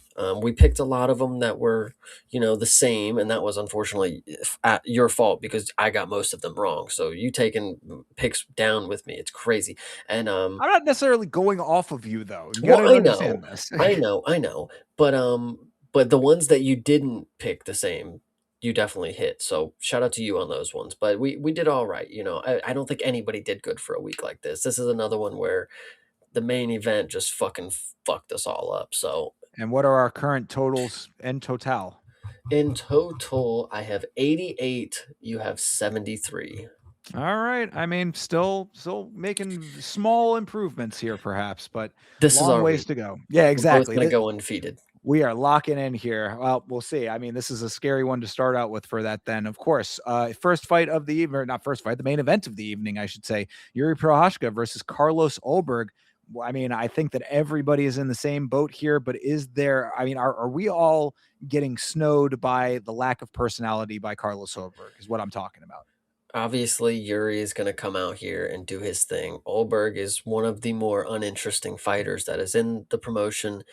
If he gets the belt, I mean, it's just going to be like when Ankalaev had the belt. Nobody really pays attention. Nobody's excited for the heavyweight division to move on, kind of deal. Yuri Prochazka is the type of dude that you want to win this fight.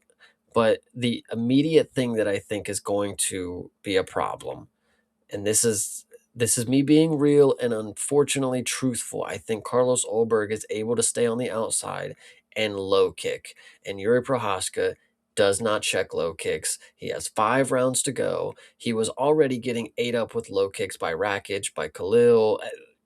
List goes on. Alex.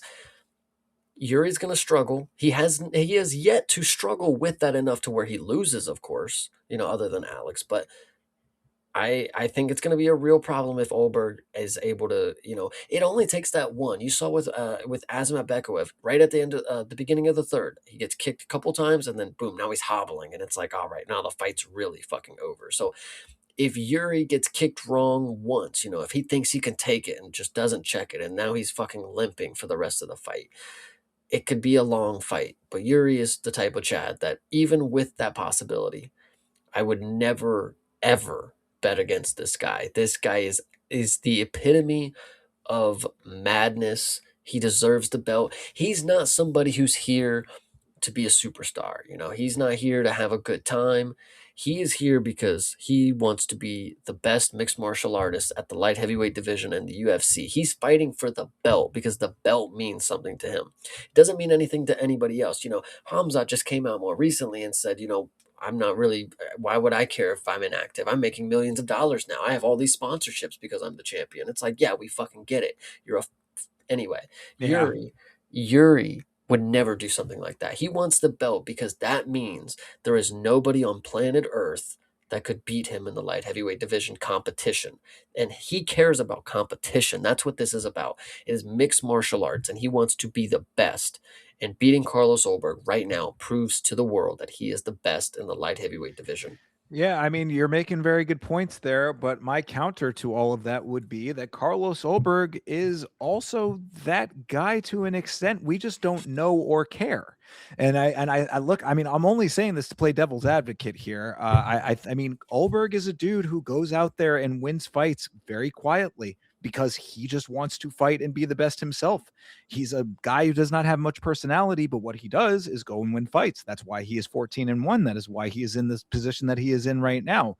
The difference, I would say, is that Yuri Prochazka has done his thing against the best in the world at a level that I don't think Carlos Ulberg has ever really even touched at this point. I mean, compared to what Yuri Prochazka has been through in fights, Yuri is a battle-tested, grizzled veteran at this point who's seen everything that you could possibly get thrown at you. He is, I mean, now granted, the problem with that mentality, though, is that Yuri, for as much as I love this guy, and I certainly do, he never seems to learn. He don't seem to learn shit. Yuri does not change anything about his style. He comes in and does the exact same things. He makes the exact same mistakes over and over again. So I'm saying that I can also not pick against Yuri Prohashka. It would make me very I mean I think that it would be ridiculous to think that that knowing what Yuri is capable of, to go against him would feel like the wrong move on my part. But what I am saying is that I would not be surprised if Carlos Ulberg pulls off a performance that surprises a lot of people, because no one knows or cares about him. He's just like, he's an under the radar guy, and like sometimes those are the most deadly guys. This guy he's got finishing power too. We've seen him finish people. So it's like, this is not like some harmless decision merchant guy that's just going to come in here and make it a boring fight. He's just a boring human being. Mhm. His fight style is as good as anybody's fight style. At least it has a puncher's chance. And Yuri, making every single mistake, if he has done even an ounce of tape research, he will know all of the holes in Yuri's game, because we all know all the holes in Yuri's game. Like you said, does not check low kicks, goes out there like, with like a banshee, just throwing crazy wild shots open for counters. I mean, like the movement is always very stilted with Yuri until he decides that it's not going to be. Turns up late in the fight. If this guy can put him down and keep him down for, or in the second round, who knows if Yuri's able to flip the switch in the third or fourth round. Like, these are the problems that I wrestle with. At the end of the day, I am going to take Yuri Prohashka in this fight, but I'm just saying, be aware that if Carlos Ulberg shocks the world, all of what I'm saying will track at that point. Ulberg has been knocked out by Kennedy and Chezuku. That is his only loss in pro mixed martial arts, and When? that was a while ago. That was a couple, handful of years ago. I can't tell you exactly, right off the top of my head. But the point is all of the things that you're saying is correct, and Yuri has all of his faults. But the fact of the matter, he's only been finished by one person, and that one in the UFC, of course, one person, and that one person finished him twice. Anybody else, as many things as went their way in the fight, as many times as they thought that they were going to win, as many times as we thought Yuri was done and out, he somehow pulls it off. Ulberg lost to Kennedy in 2021. So, I mean, 5 years ago, but Fair, and I mean, you're absolutely right. I mean, that's what I'm saying. Prohashka has pulled out victories against the absolute best, except for potentially one of the greatest to ever do it. So I yeah, mean, this is, it perfectly tracks on all of that. It's really just about Ulberg maybe having more to the equation that we have not given him the credit that he might have. You know what I yeah, mean? Like, because a lot of things change over that course of time. Yuri also, gets a little bit older, perhaps. I mean, he's not older. He's 34 years old. He's perfectly prime right now. I mean, this is the exact time for him to be the champion. I'm just saying that there is potential for a major upset that no one is going to see coming, because this guy don't talk much. yeah, true. But I am still going with Fury Prochazka, because yes, it just seems crazy to bet against him knowing what he has overcome. True. So, Yep. all right, we're locking it in. We're locking it in. In the new co-main event, of course, Azamat Murzakanov is fighting Paulo Costa. What do you think about this fight? Yeah. I don't think I personally. You know what? Paulo Costa won 4 rounds against Sean Strickland. So what I would like to believe is that he could take a round off as Matt Mirzakhanov, but Mirzakhanov, I think he did make a fan out of me last fight. And it does seem like there's a little beef going into this. So maybe that's another reason why it rose to the co-main, is maybe they're expecting some crazy firefight out of this. But I'm gonna go ahead and take Asmat. I'm gonna go ahead and take him here. Israel Adesanya was able to drop Paulo Costa. So if Asmat can land clean, which if Paulo plays the outside and doesn't even engage like he did with the Sean Strickland, I mean it's probably not going to be possible. And maybe Asmat gasses out. Oh shit, God, maybe I'm 16-0, and I felt like that was still fluky before. Paulo Costa, though, man. Let me hear what you have to say. Go ahead.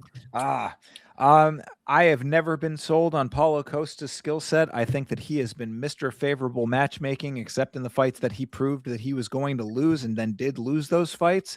I've always thought Paulo Costa was physique over substance. I've always thought that he was memes over substance. I think that he has gotten every advantage outside of the cage and then fumbled every advantage that he has inside of the cage. I have never been a fan of this guy. For that reason, Mirzakhanov hasn't proved me wrong yet. The one time that I thought he was going to have any kind of opposition, he did not, even though I felt kind of similar about Rakic, but Rakic, proved me right on that point. So I am going with Azamat Mirzakhanov, no ifs, ands, or buts. I'm gonna make it interesting because I'm gonna take Paulo.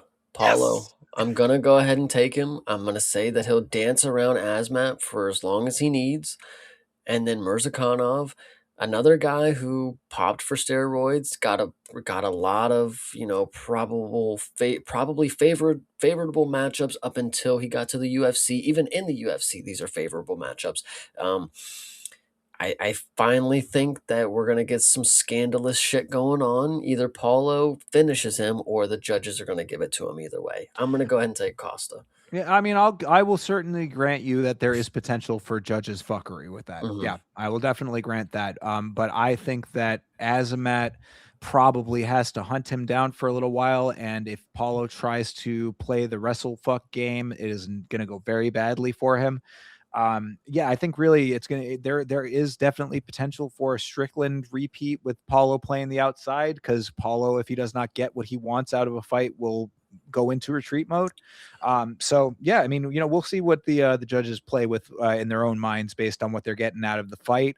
But I think that if Mirzakhanov gets the shot that he's looking for, then Paulo Costa probably goes out. I'm gonna take Paulo Costa to pull off a vintage eraser performance. We're gonna go ahead and take him. So Paulo by decision then. Yes. All right, I'm taking Mirzakhanov by.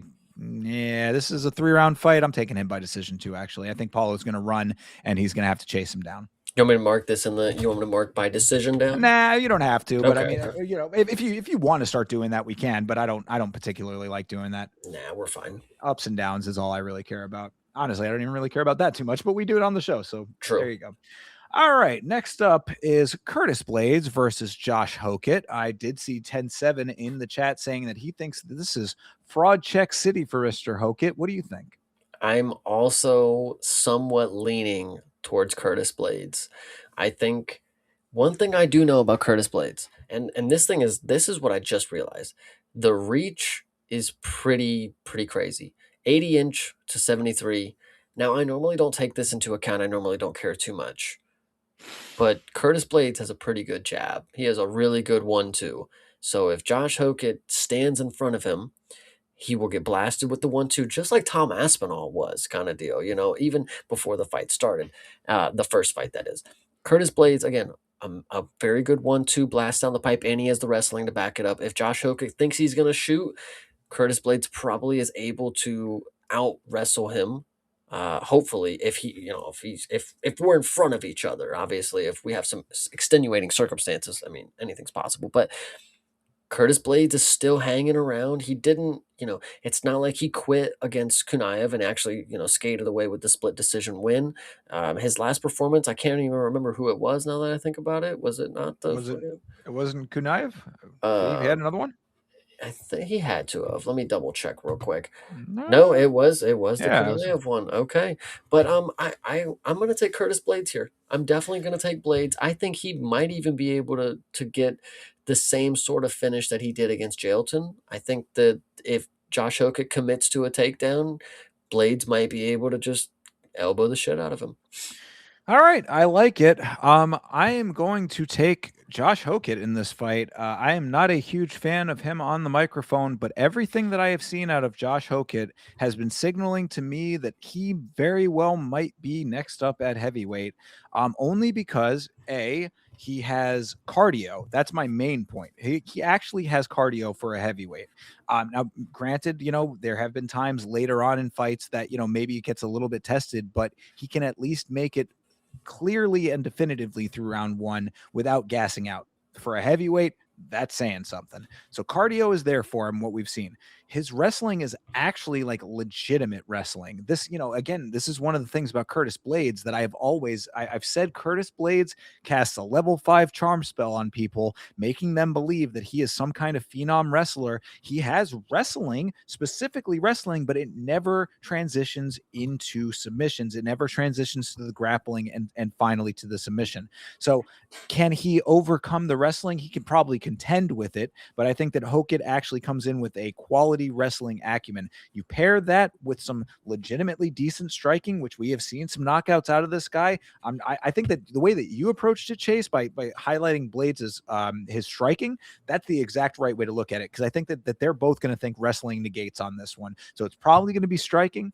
If Blades with his longer reach can make that work for him, then perfectly fine. I think that is a fine mindset to have. I think that the speed of Hokit early on in this fight is what's going to be able to make him capitalize. I think he also wants it really bad. And, I know that that's not necessarily a metric that means a whole hell of a lot, but for whatever reason, when it comes to a fighter like him, I think he leans on his determination a little bit more. He's been a guy that seems like he really wants to raise the ranks. He knows what this opportunity means.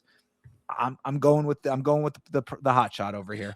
I think it's just going to be one of those times where I said, while you were sitting there thinking of something stupid to fucking say on the mic, you didn't even get the opportunity because you were not training hard enough to beat Curtis Blades. Fair So, enough, and we will see if that's the case. But I mean, Curtis Blades being the legitimate gatekeeper at this point, if that is what he is becoming, then I'm not mad at that. And if he is going to close the gates on a bunch of these guys, then that's okay too. yeah. So again, I don't want it to give the impression that I don't like Curtis Blades, because it's really not the case. I think he's actually a really good guy, and like as a person, I've just seen too many holes in the game, and I've been let down by him too many times to put my backing on him. I think that Hokit's shown me a lot of great things. So What I'm hoping for at best is that Hokit puts on a performance that showcases his cardio, of course, and we get a decision, and it doesn't really drop his stock all that much if he loses. I want to see a decent fight where it shows that, okay, Hokit can stand with the best of them. He may not be able to beat them just yet because he's still a little immature, still green. But once we hammer in, once he locks in, once he's humbled, then we're going to be able to find something really good with him. So I'm going to take Curtis Blades here, and you're taking Hokit. I am, and I like your thought process, though. Yeah. We shall see. But yeah, I'm good with it. I'm solid. Hell yeah. All right. And of course, for the 5 of you still listening to us after our unfortunate disconnection, if you like the opinions of one or the other of us more, make sure that you go to whichever channel you are watching this on. We are, of course, streaming to our individual channels, and like the stream that has the better takes. Hell yeah. All right. Next up is Dominic Reyes. He is fighting Johnny Walker. This is a hard one to pick, honestly, right here. I know who I'm going to pick, and I really like my reasoning because at first I believed Dominic Reyes, the striking is just levels above Johnny Walker. He'll be able to keep it on the feet. If Johnny wants to try to use the takedown that he did against Zhang, it's not going to work. Dominic Reyes will defend that. But here's the caveat. Dominic Reyes just got knocked out. Just got knocked out on a big career resurgence. He was thinking it was done. He had nothing left to give. He's at the commentary booth. He has this big comeback, streak, kind of a little favoritism when it came to it, of course. Now he gets knocked out again. I truly believe that he's going to be at a low point again. This is somebody who takes his career very seriously. Once he takes one loss, he got screwed over by John Jones, and his career was never the same. He had never mentally recovered from this. He gets knocked out by Dustin Jacoby. I think it is in perfect fashion for Johnny Walker to have a Dominic Reyes who is unsure of how to beat Johnny fucking Walker. I'm going to take Johnny Walker on this one. Crazy. I mean, I don't dislike the thought process. I think that I'm also leaning towards Walker more because I think that Walker presents more challenges for Reyes. His unorthodoxness might be a little bit confusing to Reyes early in the fight. And going back to the unfortunate truth that Dominic Reyes, he is he's paper at times, man. I mean, he is easy to punch through at times. And if fucking goofy ass Johnny Walker can sneak and snake his way through a fight to get himself into a position to touch that chin, then it can be over. Now, of course, Johnny Walker, also a guy who is easy to, a swift breeze knocks out Johnny Walker as well. So, I mean, I think that this is really a bit of a toss up in my own mind, but for wiliness alone, I think I'm going to go with Johnny Walker on this. I'm not super confident in it. But I mean, basically what you're saying about Dominic Reyes, doubting himself at this point, it's not like it couldn't track. You know what I mean? I don't know if that's the case or not, but it certainly sounds plausible enough. And based on my own opinions on Johnny Walker's kind of craftiness, I think that I will also go with Johnny Walker. I was sincerely hoping that I was pulling the big brain play out, and you were gonna call Johnny Walker, kind of Angela Hill pick kind of guy that you wouldn't want to put money on him because he's so uncertain. Yeah, I mean that's also part of it, but Johnny Walker is the same. I mean, like that's the thing. Like both of these guys, this is why this is a super hard fight for me to really like dig down into and find an actual like method for either of these guys, because either of them could just touch each other's chin and both they could double knock each other out. This could be a double True. knockout. Yeah. So, yeah, I mean, basically, I'm going off of the idea that Johnny Walker, with his unconventional movement, is going to be the decision maker here. Yeah. So, all right. Next up, then, my guy Cub Swanson is coming back to fight Nate Landwehr, Nate the Train, the other train. I have said many times I hate that Cub Swanson is coming back. He is one of my all-time favorite fighters. He was retired. I do not know why he thinks he needs to come back for one more. Miami. Whatever, dude. He was in Miami last year, wasn't he? I think that's where Tampa. he retired. Tampa. Oh, Florida still. Yeah, right. He's a California guy, so I don't really know why that has anything to do with anything. But I mean, either way though, it's like, dude, you had the picture, you had the storybook retirement without any fuckery. Like, there is no need for this. I said this, and I was joking about Aldo earlier, but sometimes the foot is still in the door, but a name, it could really intrigue you. Like, man, we could put on, like, with Billy Quarantino or whatever. That was like fight of the night, fight of the year, knockout of the year, whatever you want to say. Like, it was a good fight. People remember Cub Swanson for that. Like, I personally, when I saw that fight, I got it. Like, I could see how this dude could have a career of people backing him. They want to see that kind of deal.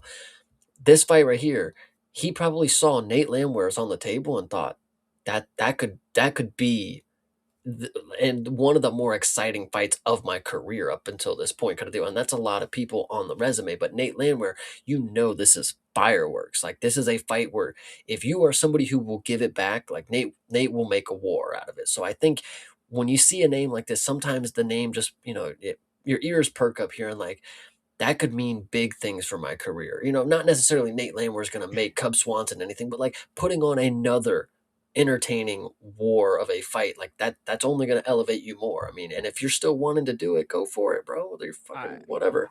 I guess, man. I mean, like, I just think that there's something for graceful exit and being done, and this is you're playing with fire for no reason. But okay, so what do you think is going to happen in the fight? I don't know necessarily. I've seen Nate get caught. I've seen him fuck up and get caught and fall over and get bloody and come back and win. So I'd be hesitant to say that this is going to be a win for Cub Swanson. So I'm going to go ahead and take Nate the Train.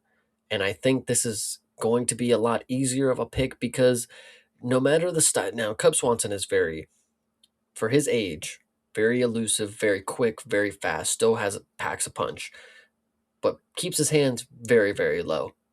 This is the thing when I went back to Iwo and Ibo Aslam. When I looked at the fight, I said, how could they have known that Iwo should have been the favorite?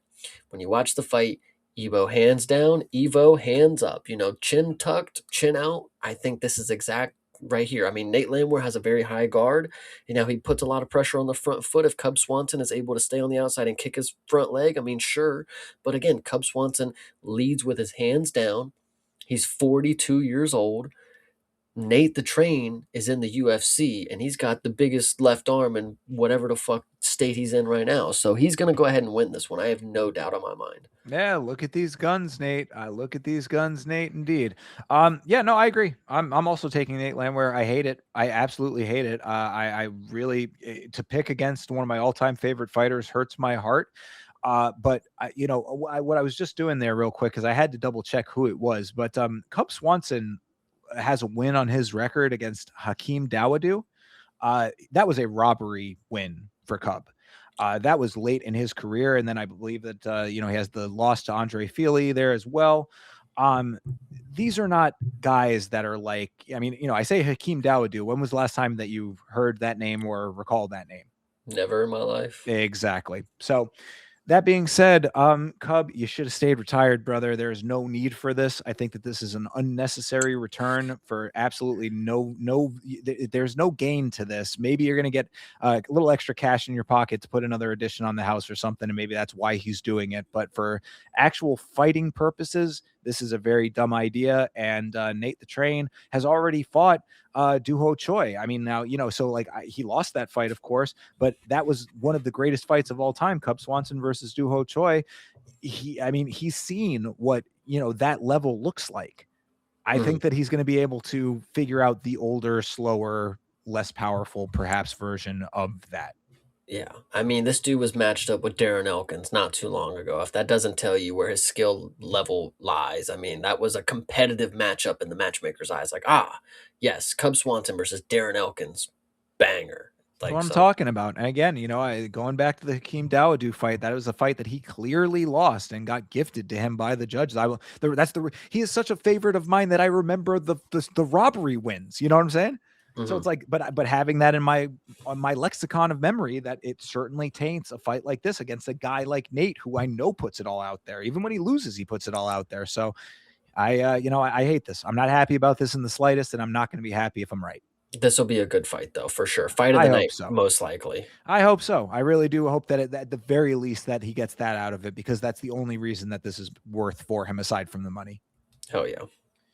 All right, moving on to the prelims here. Our two Bellator kings are fighting each other, Patricio Pitbull and Aaron Pico. I know what you've been thinking about Aaron Pico. I've seen some interesting takes about this one on Twitter. What have you been thinking, I think, about Aaron Pico? That he was doing so great until he got He knocked was. out by a spinning elbow. He was doing very well. He was winning that round very convincingly. That was going to be a dominant 50-45 performance had not the spinning elbow took his cranium off. Now, I want to give, and this is only because I think, and maybe this is just a little contrarian. I think that the obvious, you would look at this fight and say, this will be a boring one. No reason this should be a featured prelim. I think Aaron Pico is gonna be able to bring the fight out of Pitbull that we've been waiting to see. Pitbull versus Yair was actually a really good performance. I liked that fight a lot. It actually made Yair look like a very competent fighter when Pitbull looked like he was on his game, kind of deal. Aaron Pico is gonna have to prove to me that his striking is gonna, be able to do something with Pitbull, but then also mix in enough to take Pitbull out of the striking. Pitbull is not necessarily the greatest striker. He's not necessarily the most powerful. He's very patient. He's a very counter heavy striker. He's also 38 years old, though. We got to be able to get something over. Is Aaron Pico going to be is he still going to have an opportunity in featherweight? I mean, losing to the guy who just got robbed for the opportunity to fight for the belt, not necessarily the worst thing ever. I mean, Jean Silva is clear, and still in the picture, and he just got knocked out by the dude who just fought for the belt. Just unfortunate circumstances for Aaron Pico to walk in and get, flatline like that. But if you guys genuinely watch the fight, you will see a good fighter is there. We have questioned a couple times if Pitbull is really the level that he needs to be for the UFC, but his record is really screaming, pick me, I have experience. I'm going to go ahead and take Aaron Pico, though. I think this is value coming down. I hope he's the dog. I really hope he's the dog. I would take Aaron Pico in a heartbeat. Looking at the height here, 5'8", 5'6". I mean, we all know Patricio Pitbull is a very, he's a shorter 5'6", if anything. Aaron Pico might look massive compared to this dude. I'm pretty sure Pico was a 55er at one time as well, too, I believe. So he's still He might have some size on Pitbull, is what I'm thinking. Yeah, very well could be. And I mean, like the way that I look at this thing is that imagine if this was in Bellator still, if to take the UFC out of the equation, because both these guys are Bellator fighters. If this was still in Bellator, this would be new guy coming to dethrone the old guy, in Mhm. my estimation. I mean, 38 years old, and not a 38 that has screamed like, damn, that's a 38-year-old that still got it. You know what I mean? Like God I damn. You make a good point because look at Liz Carmouche, 42 years old, and she's a PFL champ or whatever right now. I mean, like I've witnessed somebody try to dethrone her for the belt, and like a 28-year-old who's like 13-1 or whatever, and then they just fucking lose by decision to some 40-year-old person. It's like if this wasn't PFL, that would literally be what would happen right here. Pitbull would just beat him by decision most likely. So Yeah, and I mean, and what I was kind of getting at, what I had seen some of these alternative takes on Twitter, not that I'm necessarily letting them color my judgment, but what I have seen is them saying, "Oh, Pico with all of these wrestling accolades from Bellator, all fraud."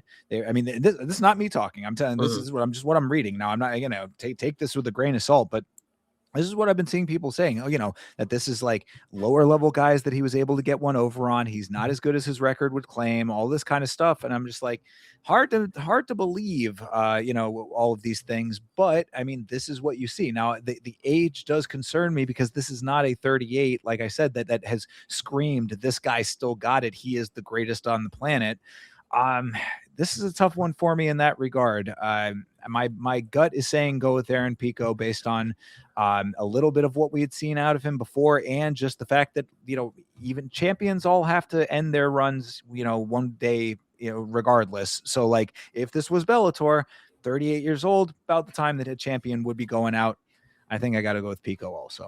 Oh man, I hate that we both just did that. It kind of want to makes me flip again, man, because this one could go either way, and I don't want us both to be wrong. That's what makes it worse. I Is mean, go if neither of us get a point, it's like, take fuck. the flip, brother. Take the flip. No, I'm sticking It's to my right there for you. guns. I say it's right there No, for you. You're the one dangling in front of your own nah, face. it's okay. No, we're good. I'm taking Pico. I'm gonna feel good about this pick because it's gonna go down the way that it should. Pico's gonna be all right.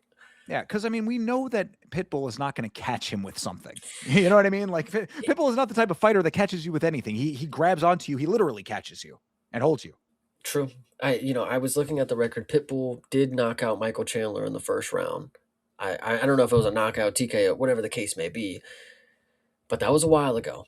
So let me just go ahead and take Pico and be cool with it. Right there if you want it, brother. No, no, no, no. We're good. I like Pico. He did it. He did it. He proved himself to me. I mean, let him. This will be the absolute. Like again, if you lose to Pitbull, like I cut you off completely. You know what I Mm, mean? So like, this is Pico's last shot to prove that the elbow was fluky. I mean, we did see Lerone just lose. So yeah, I mean, maybe there's the MMA math will math on that. true. All right. Kevin Holland is fighting Randy Brown, the rude boy. I know that you are a big Kevin Holland glazer over here. You got a lot of nice things to say about Kevin Holland's skill set. Do you think that they match up against what Randy Brown brings to the table here? I actually do. I'm not a big fan of Randy Brown. I've seen this dude, have moments where he just looks completely helpless, is what I would say, and obviously he's been winning fights. He got knocked out by the bomb fiend, bro. I mean, so that's not the greatest look. I mean, that dude's never knocked out anybody until Randy Brown kind of deal. So it's unfortunate. Kevin Holland is a premier guy in this organization. He is a finisher, at least has been for a good portion of his career. He either finishes or gets finished. Randy Brown is the perfect guy for it. What I find very interesting about this, and this is what is going to be the most interesting, Randy Brown is one of these guys who's known for having an exceptionally long reach. That's what he is great at. He's great at keeping range, using his reach, long legs, long limbs, whatever you want to say. Kevin Holland's got longer reach than him. And I know this is the second fight that I'm making the point about reach specifically, but it's not just the reach, it's the size. Randy Brown doesn't normally face somebody who is the exact same build as him. 6'7", or 6'7", 6'3", long reach, long arms, rangy striker. But Kevin Holland has 10 times more skills than Randy Brown. Randy Brown's a striker. he has nothing when it hits the mat. You know, he laid on his back and prayed for the bell to hit once Nicholas Dalby landed on top of him and dropped him on his fucking ass. But Kevin Holland has skills out the wazoo. And this is what I don't care what the reality is. He may not show up. He may. That's why you just don't gamble real money on Kevin Holland, unfortunately. But to make the picks, to make the logical assessment of who's going to win a fight or win a scheduled bout in the UFC, Kevin Holland on paper and in practice has proven 10 times more. He has more credentialed when it comes to the skills that he possesses. I've seen Kevin Holland do things, you know, he's got a fucking knockout from his back. Like, I mean, he can just do things. He just makes stuff happen. There have been plenty of times where I've seen Kevin Holland dead to rights, and he just he had an arm. Gunnar Nelson had the arm triangle locked in, and Kevin Holland just magically rolls out of it. Like, I have no idea how he does the shit that he does. Randy Brown is no different from anybody that Kevin Holland has seen. You know, Kevin Holland should be able.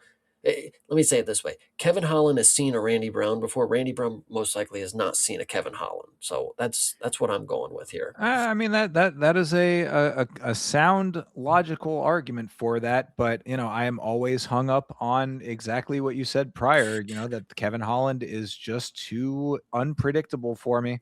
Why? What's this This dude's got gasping? he's got a split decision win over Chaos Williams, and this dude has also been knocked out by Nico Price. Give me a fucking break, Randy Brown. You're cooked, brother.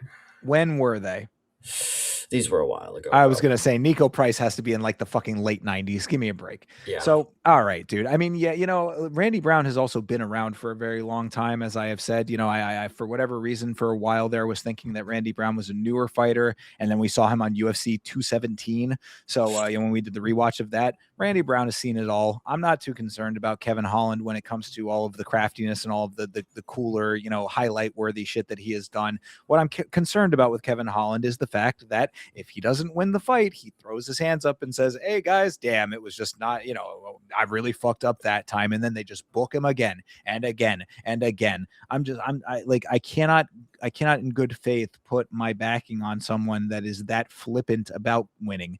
And also the other thing I will add to that note is that he wasn't very flippant about his performance against D-Rod. Still ended up losing that fight. Now, I'm not saying that Randy Brown has the same credentials or the same not credentials, the same attributes. He's not the same type of fighter. He's not the same build as Derek what the fuck, D-Rod, Daniel Rodriguez. But for you know, I just think that Randy Brown has gotten some good wins in his time. I think Kevin Holland is a dude who is due for a loss. I mean, he won his last one, did he not? No, he just got kneed in the nuts by Mike Mallet, and then before Oh, that, he got beat by D-Rod. Yeah, he's coming off a pretty bad stretch right now. two losses. So yeah, three in a row. Ooh, that does kind of change things. He is No, he beat he well, subbed Vicente and then beat Gunnar Nelson. yeah, it would be three in a row. Yeah, that does kind of change things because he is probably just about due for a win now. Shit. Well, you just threw a wrench in my entire No, dude, I argument here. mean, come on, dude. Yeah, Like, no, because that my entire literally my entire argument hinges on the checkerboard of Kevin Holland. It's like yeah. that's what I would set my watch by is loss, win, win, win, loss, win, win, loss, that kind of thing. So that being said, shit, I guess I'm gonna have to go with Kevin Holland too, brother. I hate it. I'm not happy about it because I was gonna go with Randy Brown, but like I said, he can't go that way. What can you, if you have this page up right now, can you tell me what Kevin Holland's longest loss streak was? Was it I 5? that's oh, you're funny. So I was exactly about to bring this point up. Kevin Holland, believe it or not, has never lost more than 2 fights in a row And I through think his that entire career. the Two point has fights been has been proven. his max. He goes on some like he lost to Wonder Boy. He lost to Shemaev, then Wonder Boy, then beat Ponzinibbio, then beat Chiesa, then lose to JDM, which scandalous. Yeah. Venom Page beats Olajaychuk, lost to Roman Dolizle, which was an injury, and then Renier de Ritter, he got submitted. You know, Gunnar Nelson, Vicente Luque, he beats both of those guys, and now we're back at D-Rod and Mike Mallet. Which again, if you look at a couple of these, most of the time, the first loss or the second loss, it's either scandalous and or he got injured or something, you know. So when you look at Wonderboy Thompson, it was a TKO, but he broke his hand. Okay, Yeah, and he specifically decided he wanted to strike with him in that fight. And then you have Roman Dolizde. He popped his fucking rib out. Then you look at Mike Mallet. He got kneed in the fucking nuts 3 times or whatever you want to say. So a lot, guys, you guys just got to understand. Kevin Holland, you may not love him, but dude, this dude has a loss to Thiago Santos. Oh no, I sorry, I was thinking of fucking Thiago fucking Moises. Jesus, I was like, what in the fuck is Christ happening? But no, Yeah. Kevin Holland definitely. The resume speaks for itself. He's faced anybody and everybody, and I think he's going to be able to beat Randy Brown. Sold, brother. I'm, like I said, it really comes down to the fact that he is on 2 losses. He is due for a win. So So you're is, taking Kevin. I am based on that. Again, it really is that simple. It really is that simple because Kevin Holland is just that kind of guy, and it is as much of a coin toss as what is his record looking like at any given time. Hell yeah. All right. That takes us to Mateusz Gamrot versus Esteban Ribovics. Of course, Esteban Ribovics, one of my current favorite fighters here, going up against the gamer Mateusz Gamrot, who's coming off of the big loss to Charlie Olives. I think this one, God, I really don't want to be able to pick against Ribovics because I like him so much. He is such a fun fighter. He's awesome. But Gamrot is a really skilled fighter. He can win fights. He won a lot up until, he won a lot of fights up until short notice jumping in against Charles Oliveira in Rio. Gamrot is a very qualified mixed martial artist when it comes to this level of the game. Esteban Ribovics, this would be a big pivotal moment in his career if he can beat Gamrot. But I think we all kind of assume that this is a very big leap for his skill. For what we've seen from him, he is a striker. He can strike. Gamrot can do a lot of grappling and wrestling. May not have the striking that can stand with Esteban, but he can stand with him long enough to drop a level and take his legs. This one sucks because I really like Gamrot and I really like Ribovics, but I truly think that Gamrot probably can take this one. Yeah. Yeah, fair. I mean, Gamrot is another dude that I feel has granted he's won all those fights, so I can't take away the fact that he's won those fights, but I do have always had this feeling like he is another dude that casts a little bit of a charm spell, just like Curtis Blades. Like there's just something about him or his fight style or whatever it may be that has kind of colored people's opinions. I think that this is the exact right fight, especially after Ribovics, I believe, is coming off of a loss. This is the exact right time for him to bounce back and prove that he really is that guy. So that's my thought process here. He's coming off the win to Elvis Brenner, actually. Still, Jesus, that long what? ago, huh? Yeah, no way. He had to have had a fight after that. Nope. Really? But I have also just double checked Mateusz Gamrot's record. I honestly, I don't know why I was expecting that it looked a lot better than this. In 2022, he lost to fucking Dariush, and also he got a split decision win against Jalen Turner. I mean, if you barely beat Jalen Turner, I don't know. I might. And Dan Hooker, that obviously we know about that fight too. So I might be. I'm gonna have to go ahead and switch my pick here. I'm gonna go with Ribovics. All right. Well, fair enough. I had him first. Let it be known to everybody. But I would definitely, because I mean, like I said, I think that Gamrot is just a dude who's kind of like, he's a grinder for sure. He'll definitely try to get him up against the cage and stuff. But if Ribovics knows that that's coming and is able to, do what he does with his striking, then fucking this is going to be a long time of him trying to go in for takedowns and him getting kneed in the face and then kicked in the head. No, yeah, I definitely love Ribovics here. It's a hard one to say. If Gamrot wins, I'm going to feel dumb for switching sides. But Ribovics, I would rather him win and me feel like I supported him rather than Gamrot win and then I feel like shit because Ribovics lost and the dude that I didn't want to win won. So I'll just go with Ribovics. That's whatever. All right. Well, that is my choice as well. So we will see. Next up, Tatiana Suarez is going up against Lupi Godinez. This is a tougher fight to call than I think that people are going to give it credit for here. I mean, Tatiana Suarez, I know. Trust me, I know. I know that Tatiana Suarez is not all that she has been cracked up to be based on what we saw against, her with her performance against Zhang Weilei. It exposed a lot of the holes in the games, but what she did in that fight is what she always does in her fights. And her last performance was not necessarily the best either, but she still won it. Point is that she is as high level wrestler as you're going to get as a woman, and Lupi Godinez has the exact same game plan. So what this is going to be, and I don't expect either of these women to deviate from that plan. Maybe Lupi will want to strike a little bit more. Suarez is going to try to negate that. So what you're going to end up seeing here is a whole. This is going to be a boring fight, is what I think it's going to be. I think it's going to be a lot of ground game, a lot of jockeying for position, and the bigger, beefier Tatiana Suarez is going to get her way over Lupi. Even though I love little Lupi so much, I still think that Lupi has a lot of potential in this sport. But I think that Tatiana Suarez is going to use her weight and her size to her advantage in this fight, because it's going to be a wrestle fuck affair. Yeah, this one, I don't know where to call this one, but I would just like to believe that Lupi Godinez may. She's already lost just too much. I mean, if you look at her, the most recent losses that she's had, Angela Hill, that's a long time ago, but still, she beats a lot of people. What can you say? Veteran experience. And then she also lost to Virna and then Mackenzie Dern, which again, these are the champs. This is either one of them was going to be the champ. So Lupi, the experience that she's faced, the resume that she has, it's fine. But Tatiana,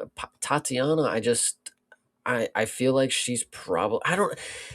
This one's a hard one because I've never personally seen Tatiana give me a performance that I could be like, that's a winning performance. I know she could do that and win. I've just not been here for it. I only saw her against Wei Li, and she got fucking. She was the favorite in that. Lupe Gudinez, potentially, and I could be wrong about this. She could also be in this Diego Lopez Grasso camp. We've seen them together previously, but I don't know if she's still around that team or if it's still the same thing going on. I'm going to take Loopy for the fact that I think Diego Lopez is one of the greatest coaches. Now, if we're talking about mentoring people, Sugar Sean ain't got shit on Diego Lopez. That's all that I'm saying here. All right, I like the thought process. I'm going to go with Tatiana Suarez. I think that the physicality is going to be the big decision maker here, and I don't think that Lupi is going to be able to strike if she's forced into that position. I think it's just going to be as boring a wrestle affair as you're going to get, and the bigger lady is going to be able to win that. Yeah, 100%. All right. Well, then that takes us down to the early prelims. Chris Padilla is fighting Markel Medeiros. What do you think about this fight? You were talking about a fight earlier potentially being one of the more boring ones. I think this is going to take the cake for being the snoozer of the night. And because I said this on the podcast before, Chris Padilla has the ability to feel like he has done nothing in a fight up until he lands the one strike that ends it. And he's done that 2 times now. He did that against Rangju where he landed the elbow strike right on the eye. Yep. And then I forget what strike he just landed on the bomb fiend, bro, but he made him quit as well. And it's not like he's putting on a masterclass performance. It's not like he's downloading all the data. He does just have this ability to put everything into one shot. It doesn't matter when it's going to come. It may not happen in the first, second, but at some point during the fight, he has everything into one exchange, and that's what's going to end the fight. That's normally how it goes. But normally, from what I've seen, he does nothing that makes you think that he's winning the fight. He's taking control. He's in the driver's seat. I'm not seeing that from Chris Padilla. He's a very counter heavy fighter, not necessarily counter puncher, but he's always setting up the counters. He's just always ready to counter. He just doesn't always let it go. Markel Medeiros is somebody that we have not been high on. He's not necessarily the best guy, but consistent. He can consistently, he's won the fight in the judge's opinion versus a guy that I don't think I've seen do much that wins him the nod, in my opinion. So I think Markel Medeiros is going to have an easy path to the decision here. I mean, he's got his last 3 by decision, and those are all in the UFC. I mean, I don't see why he wouldn't be able to do this again. Chris Padilla is going to wait the entirety of the fight. We're going to have the conversation of like, he just didn't get going. He just didn't get going. He waited too long to attempt to fight. He waited for this dude to gas. He wanted to show his veteran experience. He was setting up this shot the entirety of the time. And maybe he does set that up. And maybe he gets a big knee to the body or a big knee to the head, when he dips in at the late round, whatever it is. I don't see him finishing it. And I still see him losing by decision because, again, he just does not do much that makes me believe the skill set is there for a consistent win. Fair. What I recall about Markel Maderos is him being you talk about Chris Padilla being do nothing. Markel Maderos is do nothing. This motherfucker, I remember him during Austin Hubbard. That was the fight that I was like, Mhm. this guy ain't doing nothing to win this fight. And he still ended up winning it somehow. Chris Padilla at least is going to throw things. I mean, like I think he's going to be out there being active in some way, dude. Yeah, I mean, like granted, it might be the one shot is necessary, but I think Chris Padilla gets the one shot. And Markel Maderos, I think I specifically said I'll have to go back and re-listen to our conversation about the last fight of his, but I recall saying or thinking at least that I would never bet on this guy. Mhm. So yeah, for that reason, I am going Chris Padilla all the way. Taco Pad is my man for this fight. I think that he is going to land the tomahawk elbow, not necessarily to the eye socket, but to the side of the head of Markel Maderos, and he is going to put him down with that. He might not get the knockout, but he's certainly going to do enough damage to get the nod. Oh yeah, I like this one. Yeah, and what I definitely recall is that Chris Padilla is a student of the game. He watches a lot of Muay Thai, and he learns from Muay Thai, and that I think is going to be a much better skill set than whatever the fuck bullshit Markel Maderos brings into a fight. Oh yeah. All right, Kelvin Gastelum is fighting Vicente Luque. Why is this fight happening? I don't know, but I have a quick and easy answer. Vicente is washed. Kelvin is also washed, but Kelvin actually has decent hand speed. Vicente Luque gets punched by every single person and then just falls to the fucking mat at this point in his fucking career. Like, how did he end up underneath fucking Yoel Alvarez in the third fucking round of that fight? I don't even know, but I know he got dropped and saved by the bell in the first round. So Kelvin Gastelum is going to come in here 4 pounds overweight this fight probably won't even fucking happen, bro. Like, I don't know. I can never tell you that Kelvin Gastelum is going to make it into the cage because there's always, and it's not like, and this is the crazy part. As you guys know, I'm a newer fan. I have not been here for the extensive history of Kelvin Gastelum and his weight misses and his other bullshit outside the cage. I've only been here for a couple years, and I can already tell you that this dude went down to Mexico and over fucking ate. Like, it's just how it fucking goes. Look at his. They're not even hiding it anymore. ESPN's this picture of him. He looks like he's 40 pounds overweight. Yeah, it's fucking disgusting, brother. Like, take the pictures after or during the cuts. Like, Jesus Christ.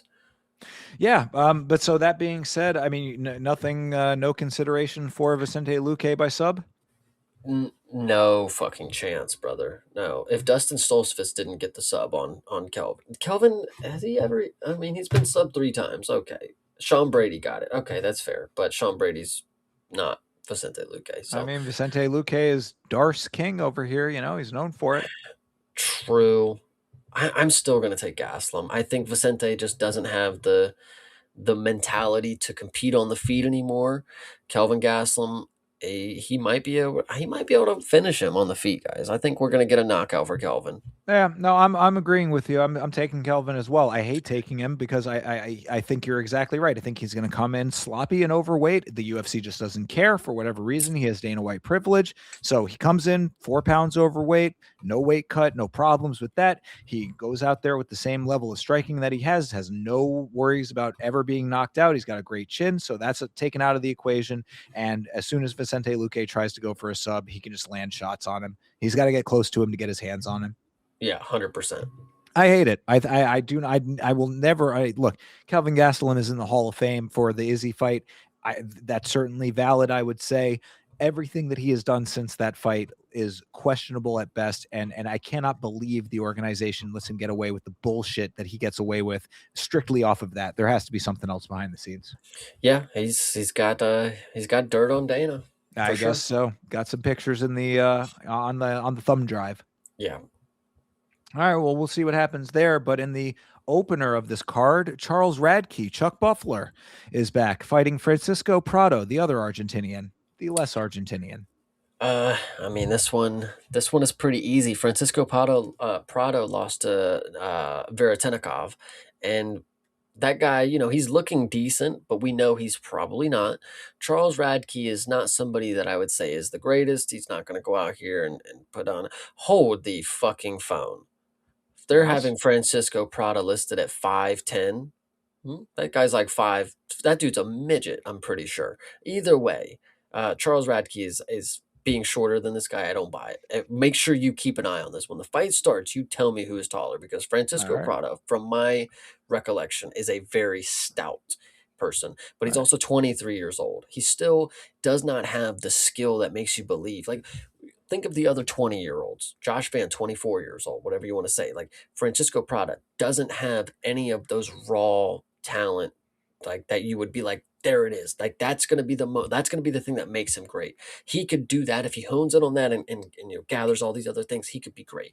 He doesn't have any of those. He doesn't have any overlying skill that makes me go, wow, that is his game right there. He just I couldn't tell you what he does good, to be fair. I can tell you that he loses well. That's exactly what I saw him do. He's not terribly active. He's 23 years old, so if he's just wasting my fucking time. If Charles Radke loses to this guy, I clearly don't know ball, but I would just hope that Charles Radke can beat this guy because he's not very good in my opinion. Yeah, I mean that's really as easy as it is for me. Francisco Prado just is not great. I mean, Charles Radke has had his losses for sure. I mean, 11-5 is certainly not great indeed. But Francisco Prado has never given me any reason to believe that he can get a win. Period. I mean, 12-4 seems like not the right record for what I've seen out of him. It should be a lot more losses than wins on that record, based on what I have the perception of him to be in my mind. Maybe he changes it a little bit with a win over Radke here, but Chuck Buffalo has I've seen him win fights definitively, and that's what I'm going. I mean, I've seen him lose fights definitively too, but Francisco Prado, I cannot tell you a time where I was like, man, that guy looked great. So, fun fact, in the UFC, Francisco Prada is 1-4. He has a unanimous decision loss to Jamie Malarkey. He has a unanimous decision loss to Daniel Zellhuber, who we know is terrible now. Decision unanimous Jake Matthews, and then Veretennikov. Of course, his only win in the organization is by a first round knockout against Otman Aziatar. So, Zaitar, yeah, yeah. I mean, you didn't need to sell me anymore, but Chase, you done sold me doubly. So yeah, good job there.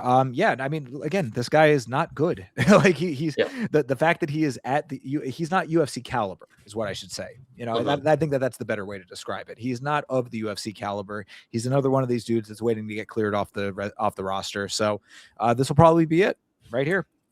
Yeah, I would hope so. I mean, Prado, shout out to you. I mean, 23 years old, but I just don't know if the UFC is the career that's gonna be as fair to you as you're hoping. Yeah, and plenty of other organizations where perhaps you do better. But there you go. So I guess we're both taking Chuck Buffalo on this one. We are definitely taking Chuck Buffalo.